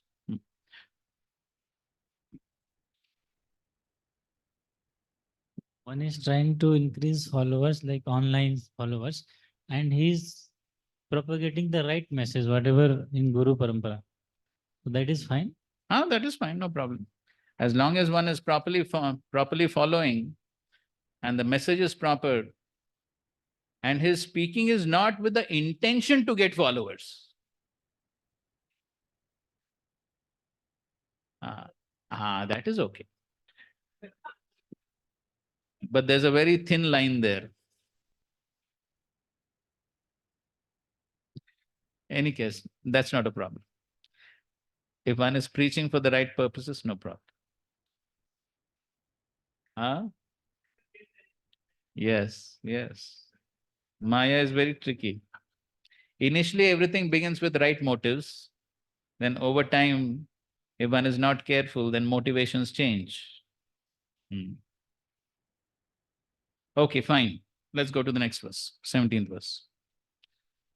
Tesham jnani nityayukta eka bhaktir vishishyate prihi jnani notyartham aham sacha mama priyaha. Of these, the one who is in full knowledge and who is always engaged in pure devotion service is the best. For I am very dear to him and he is dear to me. Okay, read the purport. Free from all contaminations of material desires, the distressed, the inquisitive, the penniless, and the seeker after supreme knowledge can all become pure devotees. But out of them, he who is in knowledge of the absolute truth and free from all material desires becomes a really pure devotee of the Lord. And of the four orders, the devotee who is in full knowledge and he is at the same time engaged in devotional service is, the Lord says, the best. By searching after knowledge, one realizes that his self is different from his material body. And when further advanced, he comes to the knowledge of impersonal Brahman and Paramatma. When one is fully purified, he realizes that his constitutional position is to be eternal servant of God. So by association with pure devotees, the inquisitive, the distressed, the seeker after material amelioration, and the man in the knowledge all become themselves pure. But in preparatory stage, the man who is in full knowledge of the Supreme Lord and is at the same time executing devotional service is very dear to the Lord. He who is situated in pure knowledge of transcendence of the personality of Godhead is so protected in devotional service that material contamination cannot touch him. Okay. So Tesham means amongst all these four, he says, Jnani Nitya Yukta. So the Jnani, one who's in full knowledge, she's always engaged. And therefore, Eka Bhakti Vishishyate. So because he is always engaged in only devotional service, therefore he says he is Vishishyate, special. And the result of that is Priyohi Jnanino Atyartham.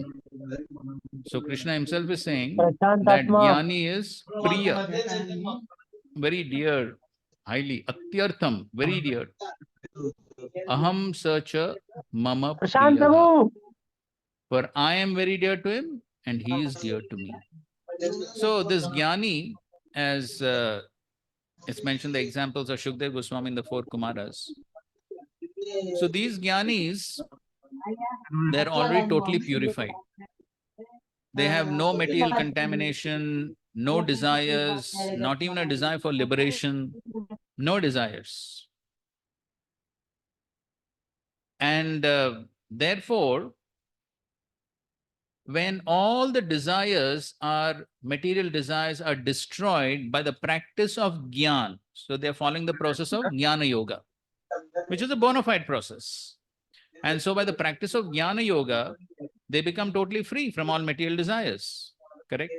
That we also studied in the 5th chapter, the symptoms of the Jnani. We discussed in the 5th chapter, right? All the symptoms of the Jnani are described there also. So the Jnani becomes totally free from all material desires. And because he becomes free from all material desires, then the only thing that remains is pure devotion.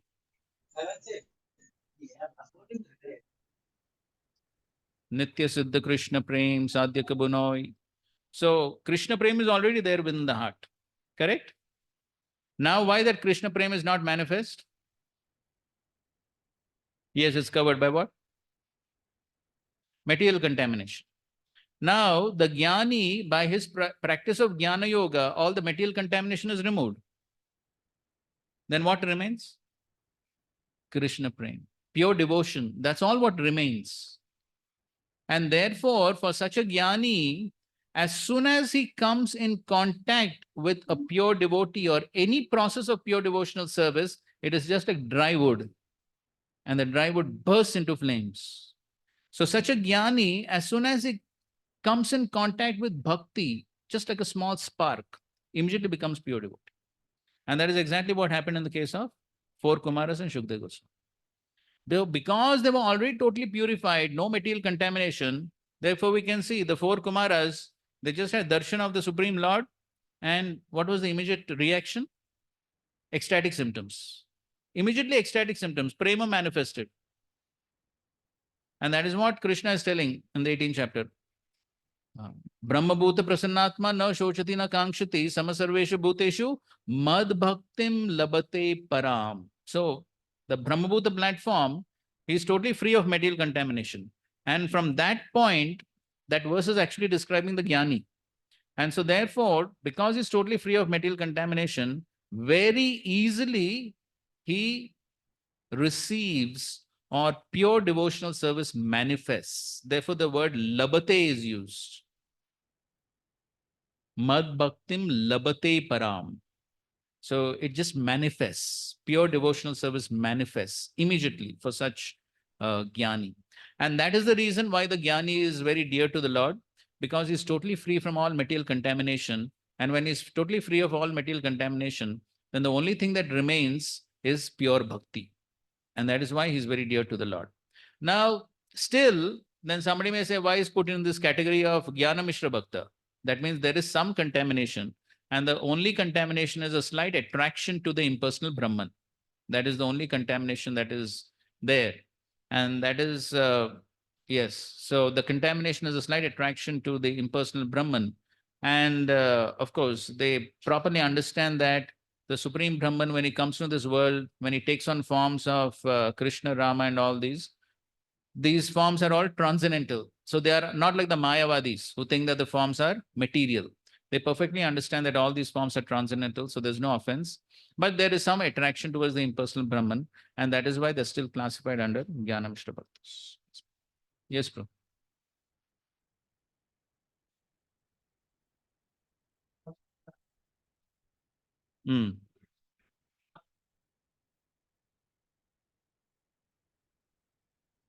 Or 1990.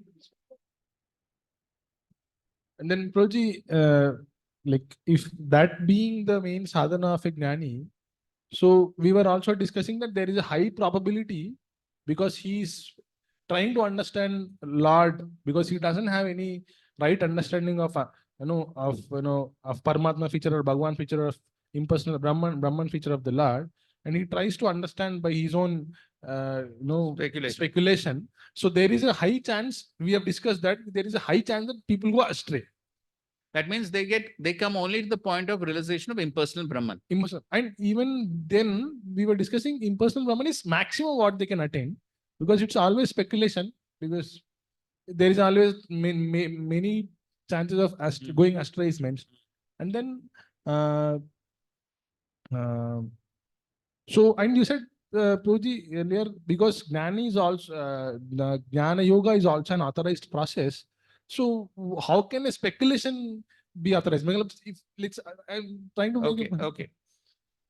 So we know that the yoga ladder that is being described, Karma Yoga, Jnana Yoga, Ashtanga Yoga, Bhakti Yoga. So all these are authorized yoga paths, correct? Yes.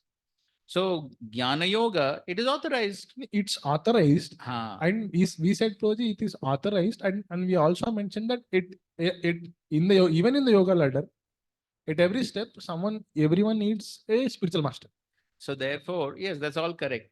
But then again, later on, what Krishna says right here in the 7th chapter, only that verse is coming. After 2 verses, that verse will come. Bahunam janmanam ante jnanavan mam prapadyate vasudeva sarvamiti samatma sudurlabha. So because it is a bona fide process, so he can come up to the realization of the impersonal Brahman. And then, but at the same time, the Jnani also performs a lot of austerity. Yeah. Why? Because one of his main goals is self-realization. Right. To understand, to realize that I'm not the body, I'm spirit soul.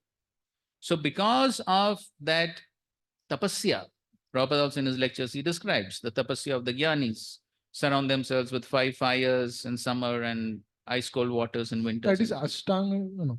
No, those are Jnanis. Jnanis, yogis, both of them perform severe austerities. Yes. But because they want to control their mind and senses, becoming free from the bodily concept. So they all practice a lot of austerities. And so therefore, when they come to that realization that I'm not the body, I'm spirit soul. So that is the Brahma Bhuta stage, correct? The liberated platform where they perfectly understand that I'm not the body, I'm spirit soul. And then that is self-realization.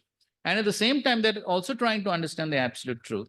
As far as the absolute truth is concerned, then because of their speculative process, so they may come to the understanding of the impersonal Brahman. But at the same time, they are getting purified by that process. Yeah. And because they're getting purified, therefore, they come to the point of no material desires. Yeah. And because they have no material desires, when all the material contamination is destroyed, then the only thing that remains within their consciousness is pure devotion to the Lord. But for someone to be a jnani of that stature, Yes. like the 4 Kumaras and Shukdev Goswami, is very, very rare. Yeah, done. Yeah. And that is what Krishna is saying. Bhaunam janmanam ante jnanavan mam Vasudeva Sa Mahatma Sudurlabha. For such a person, for a jnani to come to that platform is very, very rare. So most jnanis get stuck up with impersonal Brahman. So this type of jnani that Krishna is speaking about here is very rare. But then when somebody actually comes to that stage, then all the material contamination is gone. Yeah. Prabhuji, one more question. Prabhuji. See, Prabhuji, even Bhakti Rasam Sindhu it is mentioned, and even we have discussed that, even karma or jnana or Ashtanga yoga processes will not get successful without having the Tinge of element bhakti. of bhakti in it. Correct. So what is the tinge bhakti in all 3 cases? Can you Correct. explain? So the bhakti that is required is, at least the person must not be offensive to the Supreme Lord. In fact, that discussion will come a little bit later in the 9th chapter. So in 9th chapter, when Krishna speaks, Avajananti mam modha manushim tanum ashritam. So that is the Mayavadis who think that the form of the Lord is material. So when one is offensive to the Supreme Lord, then that is totally contradictory to bhakti, right? Bhakti means love. Bhakti means love. If somebody is offending, can somebody say, I commit offenses also and love also at the same time? Is it possible? No, it is not possible. So if one commits an offense, that goes totally contradictory to the principles of bhakti. So therefore, of course, Vishwanath Thakur describes that how the jnanis are of 4 types. We're not going to those details now, but that comes later on. In fact, that comes in the commentary to the same verse. Brahmbhuta Prasanatmana Shochutina Kamshi. But anyways, in the context of these jnanis that are being described over here, one of the important elements of bhakti is that they don't offend the Supreme Lord. So they perfectly understand that when the absolute truth comes into this world, he has a spiritual transcendental form, not a material form. But so though they accept that the impersonal Brahman is supreme, but still when that same absolute truth takes on a form in this world, they accept that the form is transcendental, not material. But they have a higher attraction to the impersonal Brahman. so that is understood for you. Now my question is, because they understand that they understand that they have Brahman, they have understanding that Brahman is supreme, and then when that Brahman comes into this material world, he comes as a form, but that form is still spiritual, and they think that these forms are coming from Brahman. That is what is their understanding. Correct. Now, do they refer to these forms of only of Vishnu avatars, or how do they have understanding of different? Because we have many demigods as such in scriptures, like Lord Shiva, Brahma, many prominent demigods and all. So they have the proper philosophical understanding. Oh, they have. Yes. Vishnu Tattvas are the only avatars. Yes, yes. They have the proper philosophical understanding of all that. There's no offensive mentality. And that is why they actually are able to come to that platform because of not offending the absolute. Done. Okay? Thank you. Thank you. Okay. Hare Krishna. Okay. We can see in the case of Shukdev Goswami, like he was a Brahmavadi earlier and then he became a pure devotee. But if we go to the details of the pastime, that Shukdev didn't want to come out of the womb, then Krishna was called, and then he said, my Maya will not affect you. So then my point is, he already knew Krishna's supremacy. Then how could he become a Brahmavadi then? No. Huh. See, so first of all, as we just mentioned, they do understand that these are transcendental forms, but they have a greater attraction to the impersonal Brahman. So they do understand that Krishna, Rama, all these are transcendental forms of the absolute truth. And similarly, in case of like 4 Kumaras, they were impersonalists. But if I am an impersonalist, why would I go to Vaikuntha to see? So if you read the pastime in the Bhagavatam, there it is mentioned that first of all, they heard from their father Brahma. So they got association of pure devotee, Brahma. And because they heard from Brahma, and Brahma advised them to go to Vaikuntha. So on the instruction of their father, they actually tried to go to Vaikuntha. So that is the reason they went. But at the same time, again, we know that they didn't get entrance into the final gates because they were not pure devotees. They didn't get that final entrance. And even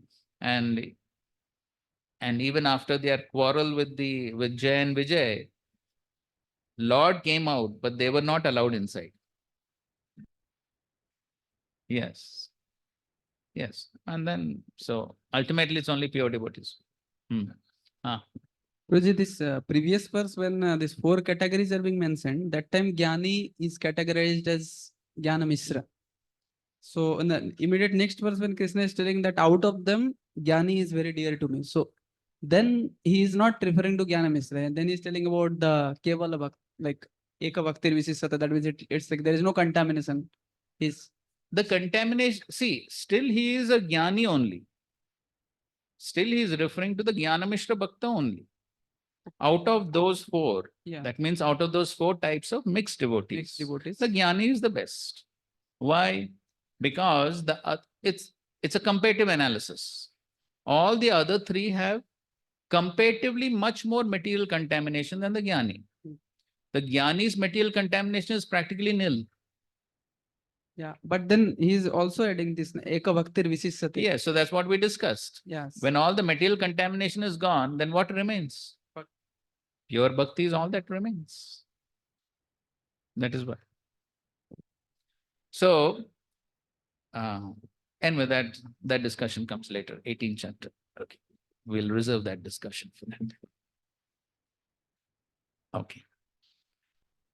Now, the next question may arise. Okay, the Jnani is very dear to the Lord. What about the remaining 3? Does the Lord just neglect them? Hopeless people. Oh. No. Then the Lord clarifies. 18th verse. Udara sarva evete jnani tva atma me matam Astitha sahi yuktatma mamevanuttamam gatim. All these devotees are undoubtedly magnanimous souls. So Krishna says all of them are udara sarve vete. All of them are magnanimous. At least they're coming to the Lord.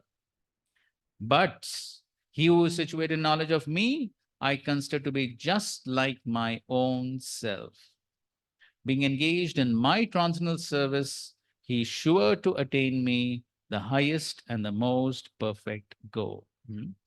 So, Srila Prabhupada writes in the purport, the devotees who want some benefit out of devotional service are accepted by the Lord because there is an exchange of affection. Out of affection, they ask the Lord for some material benefit.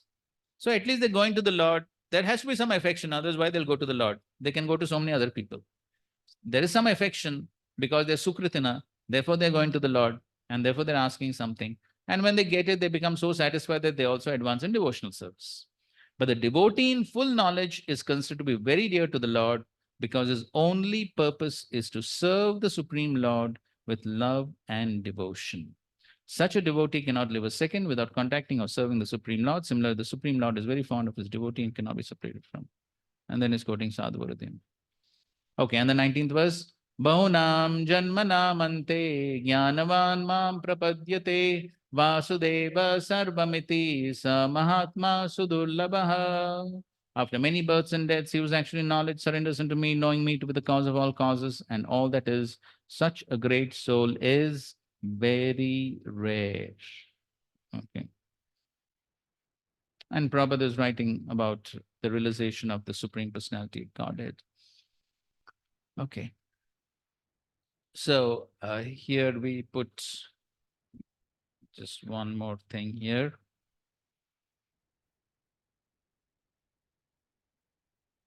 Okay, Prabhupada's lecture, please read. He is pious, he is distressed, but at the same time he is foolish. Why he is foolish? Because he does not know that God is with me, within my heart. He is sitting along with me. The soul and the super soul, both of them are sitting together. And God knows everything about me. So I do not require to pray from God to get me out of this distress. He knows everything. Why shall I pray? He leaves everything to God. He prays to glorify the God. How great you are, not for his personal interest. Oh God, give me my bread, give me my dress, give me my shelter. Therefore, one who is pure devotee, he does not pray to God for any personal interest. Even if he is distressed, he says, Oh Lord, it is your kindness. You have put me in distress just to rectify me. I would have been put into more and more, thousand times in distress. But you are giving me little. That's all. That is your great mercy. That is the vision. He does not. He is not disturbed. A person who is in Krishna consciousness, he doesn't care for all this material distress or insult or honor because he is aloof from this. He does not. He knows very well that this designation, this honor or this insult, they are pertaining to my body, but I am not this body. One who is completely conversant with Krishna science, he knows very well, I am not this body. I am part and parcel of Krishna. My eternal relation is with Krishna. Right. So yes, so that's the mentality of the devotee who does not care for material distress, insult, honor. He accepts it as Krishna's mercy. Okay, now I'm sure you're well versed with these verses. What Krishna thinks when a devotee has material desires. So Krishna thinks, no, this fellow is foolish. If one engages in my transcendental loving service but at the same time wants opulence and material enjoyment, it's very, very foolish. Since I am very intelligent, why should I give this fool material prosperity? Instead, I shall induce him to take the nectar of the shelter of my lotus feet and make him forget illusory material enjoyment. Swachanamridya Vishay Bhulaiba. So, but then how Krishna will give the Channamrit? That is Krishna's prerogative. But then Krishna will do the needful. When he sees that a devotee has material desires, then Krishna will do something to purify him of those material desires. So if we don't voluntarily give them up, we may be forced to give them up. But when we are forced, it may be very painful. So then the choice is ours. Either to voluntarily give them up or be forced. But Krishna will do the needful. Humility or humiliation. Okay, yes, that's right. Okay, now we go to the next section. 2025, misplaced surrender, demigod worshippers and impersonalists. Okay, question may be small. But Among the four pious men, this desire of the wealth, how it comes to your devotional service? I know the example like Dhruv Maharaj, this comes, but this person can go to demigod also. Like that is his Sukriti. Because of his Sukriti, he is coming to the Supreme Lord and is not going to the Devatas. That is why Sukritinam. pious means it can go to directly Lord or other. Whatever, that means there is some bhakti. See, basically here, this is not referring to an ordinary pious person. So that is why Pradhani Bhuta Bhakti, they are devotees primarily. They are primarily devotees, but with material contamination. And so therefore, they have Bhakti Sukriti. Not just material Sukriti. It is Bhakti Sukriti. That is why they're coming to Krishna. They are already devotees, but there is contamination in devotion. 20th verse. Kame ste ritagyanah prapadyante anya devatah tam niyamamasthaya prakritya niyatasvaya. Those whose intelligence has been stolen by material desires surrender unto demigods and follow the particular rules and regulations of worship according to their own natures. So now somebody may say, Krishna is calling these people as Ritagyana, less intelligent. Somebody may say, but Krishna only has given demigod worship in the Vedas, right? Karmakanda. On one hand, Krishna only has given Karmakanda, worship of the Devatas. On the other hand, he's saying those who worship Devatas are foolish. How is it justified? What will be your answer?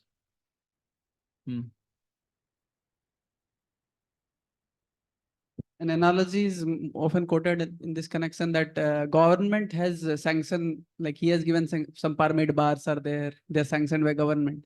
So it's up to our one's discretion to choose whether to go for that or go for something, like not indulge in that and go for something higher, live a pure life. So that similarly, one has to go to Krishna or go to demigods. It is our choice. We can kind of Okay, that is correct. Choice is always there. That is correct. But somebody may say, so there are two questions. One question is, then why has Krishna given demigod worship at all? That is one question. Second question is, okay, if they go, then what is their foolishness? Why they are called foolish? They can directly go to Krishna also, but they're trying to approach indirectly. So that's why it is called as foolishness. Okay, fine. And why he has given demigod worship is because everybody cannot directly approach him. So he has given everybody some Okay, fine. So everyone is at different level, basically, yes. So everyone cannot directly come to the Supreme Lord and give up sense gratification altogether. Okay, but yes. So anyway, Prabhupada, he describes exactly what is their foolishness.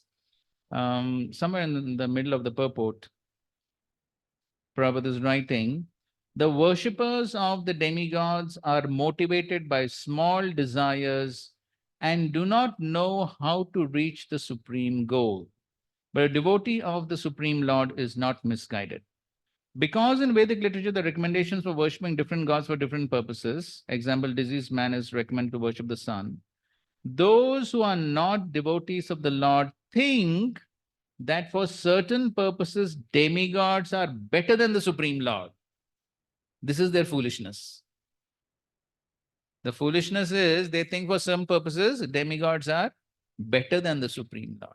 Therefore, previous to that, Prabhupada quotes that verse, Akama sarvakama va moksha kama udarati tivrena bhakti yogini jat. So, but that verse they don't understand, or they're not aware. And they think for certain things, it's better to go to demigods. That is their foolishness. But a pure devotee knows that the Supreme Lord Krishna is the master of all. Ekaleshwara Krishna arasava bhritya. Therefore, a pure devotee never goes to demigods for satisfaction of his material needs. So even if a devotee wants material needs, he'll go only to the Supreme Lord. He depends on the Supreme Lord, and the pure devotee is satisfied with whatever he gives. 21. Yo yo yam yam tanum bhakta shraddhaya chitumicchati tasya tasya chalam shraddham tameva vidadamyaham. I'm in everyone's heart as a super soul. As soon as one desires to worship some demigod, I make his faith steady so that he can devote himself to that particular deity. So Prabhupada is explaining in the first paragraph that how Krishna never interferes with the free will of the living entity. So if the living entity wants to go to the devatas, then Krishna does not interfere. Rather, Krishna helps him by giving him faith so that he can worship. And why Krishna does not interfere with the free will?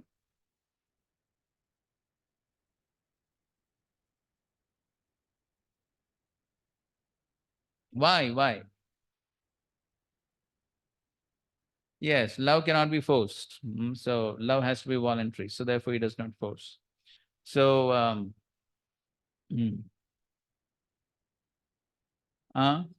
yes, Prabhupada is explaining that in the purport. Yes, he gives everyone full independence, whatever one likes. But his ultimate instruction we find in Bhagavad Gita. One should give up all other engagements and fully surrender to him. That will make man happy. Both the living entity and the demigods are subordinate to the will of the Supreme Personality of Godhead.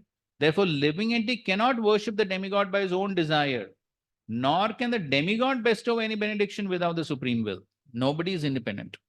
So even the living entity has to depend on the Supreme Lord to get faith in the demigod, and the demigod also can give benedictions only by the will of the Supreme. So that's how everyone is dependent on the Supreme. Towards the end of the purport, again, Prabhupada writes, the demigods are actually different parts of the universal body of the Supreme Lord, therefore they have no independence. And the last sentence, both the demigod and the living entity are dependent on the supreme will. They are not independent. 22. Sataya shraddhaya yuktastasyaradhanamihate labate cha tata kaman mayeva vihitan hitan. Endowed with such a faith, he endeavors to worship a particular demigod and obtains his desires. But in actuality, these benefits are bestowed by me alone. So even the benefits which the devatas give, that also ultimately the Supreme Lord only has to sanction. So that's what Prabhupada writes. The living entity may forget that everything is the property of the Supreme Lord, but the demigods do not forget. So worship of the demigods and achievement of desired results are not due to the demigods, but to the Supreme Personality of Godhead by arrangement. The less intelligent living entity does not know this, and therefore he foolishly goes to the demigods for some benefit. But the pure devotee, when in need of something, prays only to the Supreme Lord. Asking for material benefit, however, is not a sign of a pure devotee.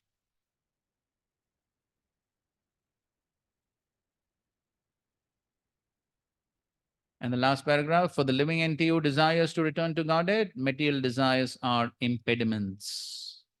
A pure devotee of the Lord is therefore not awarded the material benefits desired by less intelligent living entities, who therefore prefer to worship demigods of the material world rather than engage in the devotional service of the Supreme Lord. Pure devotee is not awarded material benefits. Right? So people think if we go to Krishna, our material desires may not be fulfilled. So therefore, better to go to devatas. Okay, 23rd. Antavattu phalam tesham tadbhavatyalpamedasam devan devayajo yanti madbhakta yanti mamapi. Men of small intelligence worship the demigods, and their fruits are limited and temporary. Those who worship demigods go to the planets of the demigods, but my devotees ultimately reach my supreme planet. Of course, there are similar verses in the 9th chapter also. We know those verses, Yanti Deva Varta Deva. So, and of course, whatever benefits one gets, they're all material. And so therefore, they are going to be temporary. Now, in the second paragraph, Prabhupada raises a nice question. Okay, read the second paragraph.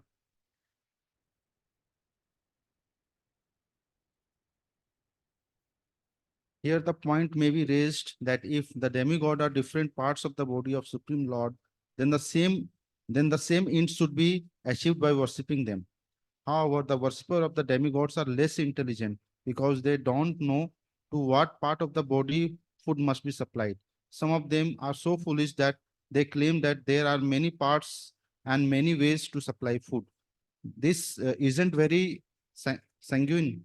Can anyone supply food to the body through the ears or eyes? They do not know that these demigods are different parts of the universal body of the Supreme Lord, and in their ignorance, they believe that each and every demigod is a separate god and a competitor of the Supreme Lord. Okay, so nice question. So somebody may say Devtas are also parts of the Supreme Lord. So what's wrong in worshipping them? And then Prabhupada is answering the question by saying, okay, they are parts, but one should know where to put the food, not that any part is okay. So therefore, there is an authorized bona fide process. And so others are not bona fide. Okay, so this is about demigod worshippers. This topic of demigod worship once again comes in the 9th chapter. And now 24th verse. So now these people, the demigod worshippers, they are less intelligent. Okay, because of karma, because of their material desires, they are less intelligent, therefore they worship demigods. They don't have proper understanding of the scriptures. Now, somebody may say, but there are some people who have a lot of knowledge of scriptures, but still they don't get a proper understanding of the Supreme Lord. Why is that so? Krishna answers in the next verse. Avyaktam vyaktimapannam manyante mama buddhayah param bhavamajananto mama vyayam anuttamam. Unintelligent men who do not know me perfectly think that I, the Supreme Personality of Godhead Krishna, was impersonal before and have now assumed this personality. Due to their small knowledge, they do not know my higher nature, which is imperishable and supreme. Avyayam anuttamam. So these people, they have a lot of knowledge of the scriptures, but still they don't get the proper understanding. Why they don't get the proper understanding? Okay, please read from the second paragraph.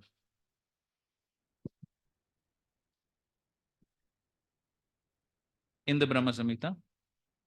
In the Brahma Samhita, it is stated that the personality of Godhead cannot be understood simply by study of the Vedanta literature. Okay, so what is the verse? Yes, in morning also Prabhupada was quoting Pantastu koti shatavatsara sampragamyo vayo ratapi manaso muni pungavanam sopyasti yat prapadasamnya vichintya tatvai govindamadi purusham. And also Vedeshu durlabam adurlabam atma bhakto. Yes, okay, go ahead. Only by the mercy of the Supreme Lord can the personality of the Supreme be known. Therefore, in this verse, it is clearly stated that not only are the worshippers of the demigods less intelligent, but those non-devotees who are engaged in Vedanta and speculation on Vedic literature without any tinge of true Krishna consciousness are also less intelligent. And for them, it is not possible to understand God's personal nature. Persons who are under the impression that the absolute truth is impersonal are described as abuddhaya, which means those who do not know the ultimate feature of the absolute truth. In the Srimad Bhagavatam, it is stated that supreme realization begins from the impersonal Brahman and then rises to the localized super soul. But the ultimate word in the absolute truth is the personality of Godhead. Modern impersonalists are still less intelligent, for they do not even follow their great predecessor Shankaracharya, who has specifically stated that Krishna is the supreme personality of Godhead. Impersonalists, therefore, not knowing the supreme truth, think Krishna to be only the son of Devaki and Vasudeva, or a prince or a powerful living entity. This is also condemned in the Bhagavad Gita 9.11. Avajananti mam mudha manusim tanum asritam. Only the fools regard me as an ordinary person. Okay, fine. So basically, avyaktam vyaktim apannam. So those who think that the Supreme Absolute Truth is avyakta or impersonal, and then he has taken on a personal form, but this form is material. So they don't understand the nature of that form. They don't understand that mama avyayam anuttamam. They don't understand that the form of the Supreme is imperishable and the best. It is transcendental. So they don't have the proper understanding of that form of the Lord. Why? Because they don't receive the mercy of the Lord. Therefore, Prabhupada quotes this verse from Brahmaji's praise. Atapi tu deva padambujadvaya prasad leshanugrita evahi janati tattvam bhagwan mahimno na chanya ekopi chiram vichinvan.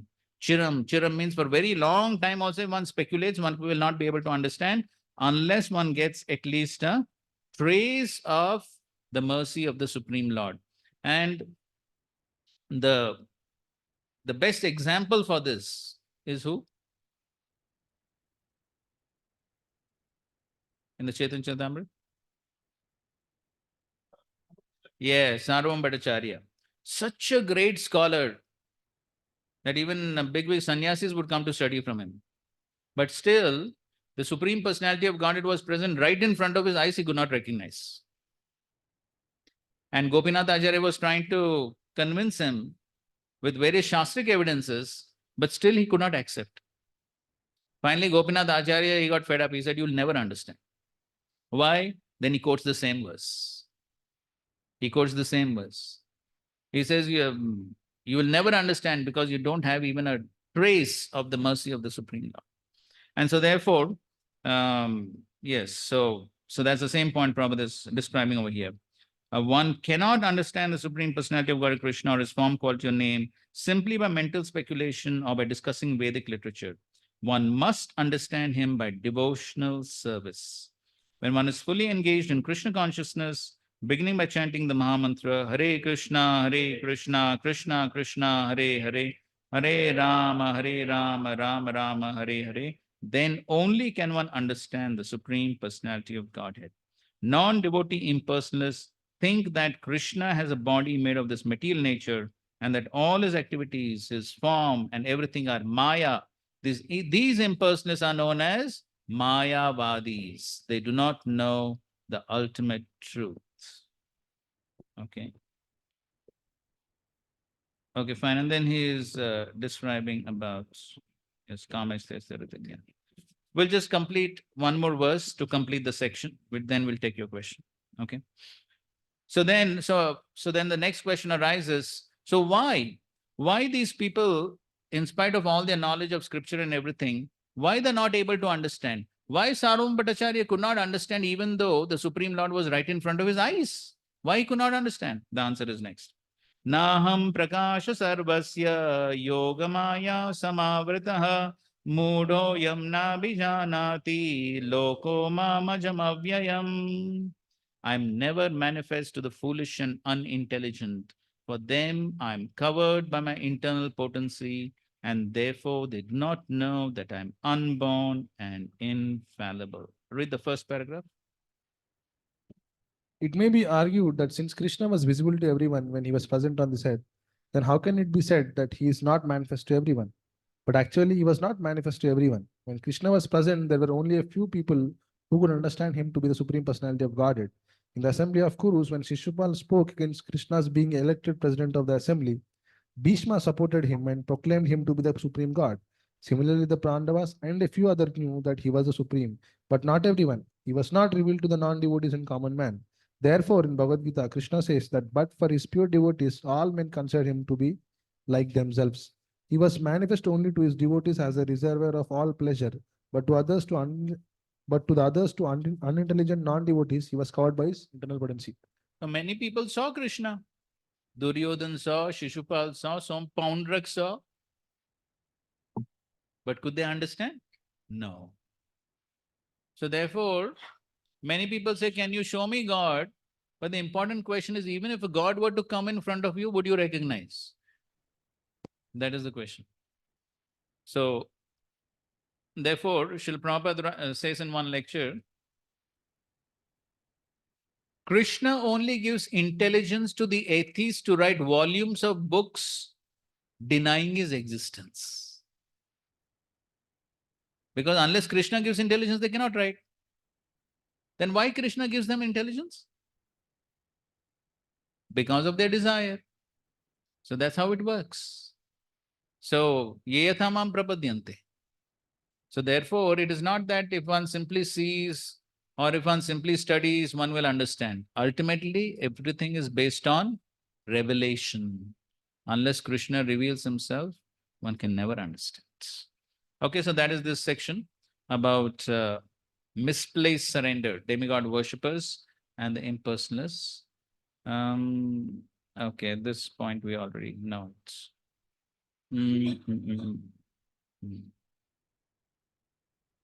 Okay, let's read this. So kamis teste hrita jnana. So worshipping of the demigods means that gradually, when they will gradually develop into Krishna consciousness. If one is completely disobedient, then there is no chance. So obedience is taught there. Just like a police officer is standing on the crossroad. As soon as he shows his hand, oh, you have to stop. You may be a millionaire, that doesn't matter, but you have to stop. You have to show the respect to the policeman because he is a government officer. If you don't, then you will be fined. He is a petty officer. Your position may be very high. This doesn't matter. You have to show respect. Similarly, these demigods, they are officers of the Supreme Lord. So showing respect to the constable in the street means showing respect to the government, not to that particular person. So these things are there in the Vedic literature. But if you want some favor from the police officer, then you are also entangled. And that police officer is also entangled. You have to go by the rules. But one who is directly in touch with the Supreme Lord, they do not require to worship any other. Because actually, suppose a man is personally in contact with your President Johnson, that does not mean he'll disobey the constable. No, naturally he will obey, although he's direct contact. Similarly, those who are in direct contact with the Supreme Personality of Godhead, they have no disregard for these demigods, but they know the ultimate supreme power is the Supreme Personality of Godhead. They have got that knowledge, so their surrender is there in the Supreme Lord, not here. But they are not going to show any disrespect. A real devotee does not show any disrespect even to the ant, and what to speak of the demigods, because he is in knowledge that every living entity is part and parcel of the Supreme Lord. They are playing different parts only. So in relation with the Supreme Lord, they are all by respectable. Therefore, a devotee is taught to address all his contemporary as Prabhu, my dear sir, my dear Lord. That is the position of Krishna consciousness. They are not haughty, they are very submissive. So we don't worship the demigods, but at the same time, we respect them as officers of the Supreme Lord. Okay, the last section we will see tomorrow, and then we will begin the 8th chapter also tomorrow. What's your question? Koji, here in the previous verse 24, in the translation, it is written that unintelligent men who do not know me perfectly think that I am the Supreme Personal of Godhead Krishna, was impersonal before and have now assumed this personality. So, Prabhuji, this Gnan is what we were discussing earlier. Their understanding of personalities, at least of Vishnu Tattvas, are like they are the forms of Supreme Brahman. But what is their understanding regarding existence? Because here it is mentioned that the unintelligent people understand that I was impersonal before and have become personal now. So that refers to the Mayavadis.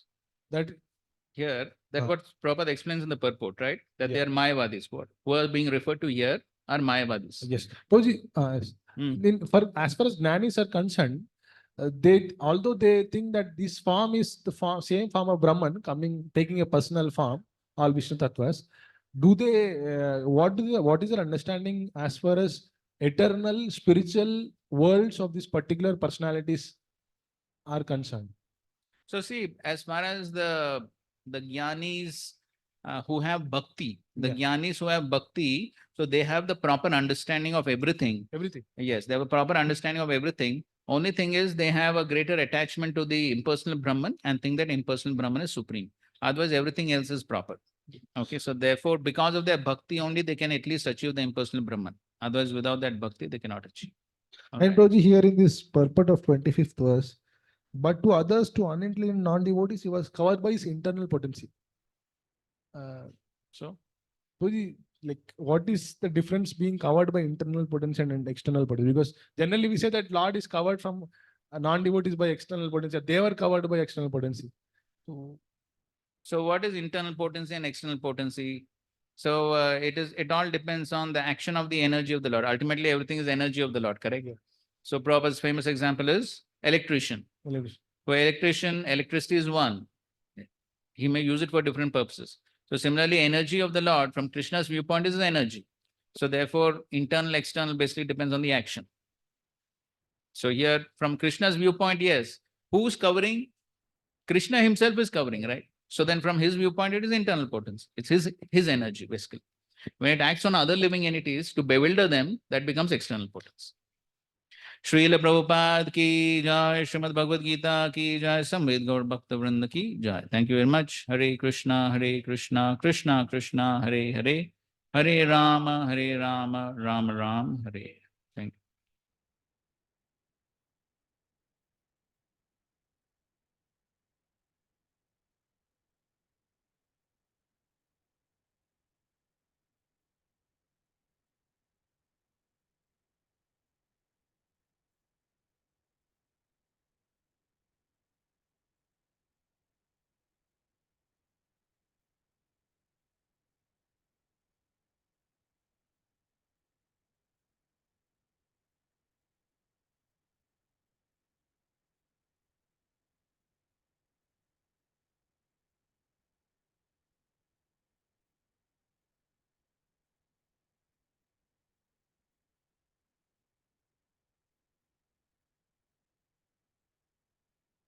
Hare Krishna, CBA is on 1st of April, that is Monday. So all devotees are requested to be present for that. Time, I will check with the BVRV and let you know. We'll book the slot. Okay, bro. Thank you. Hey, class, we have off on 1st of April. Sunday. Because eyelids would be starting on that day. So we'll be starting from the 2nd of April in the next week. Okay.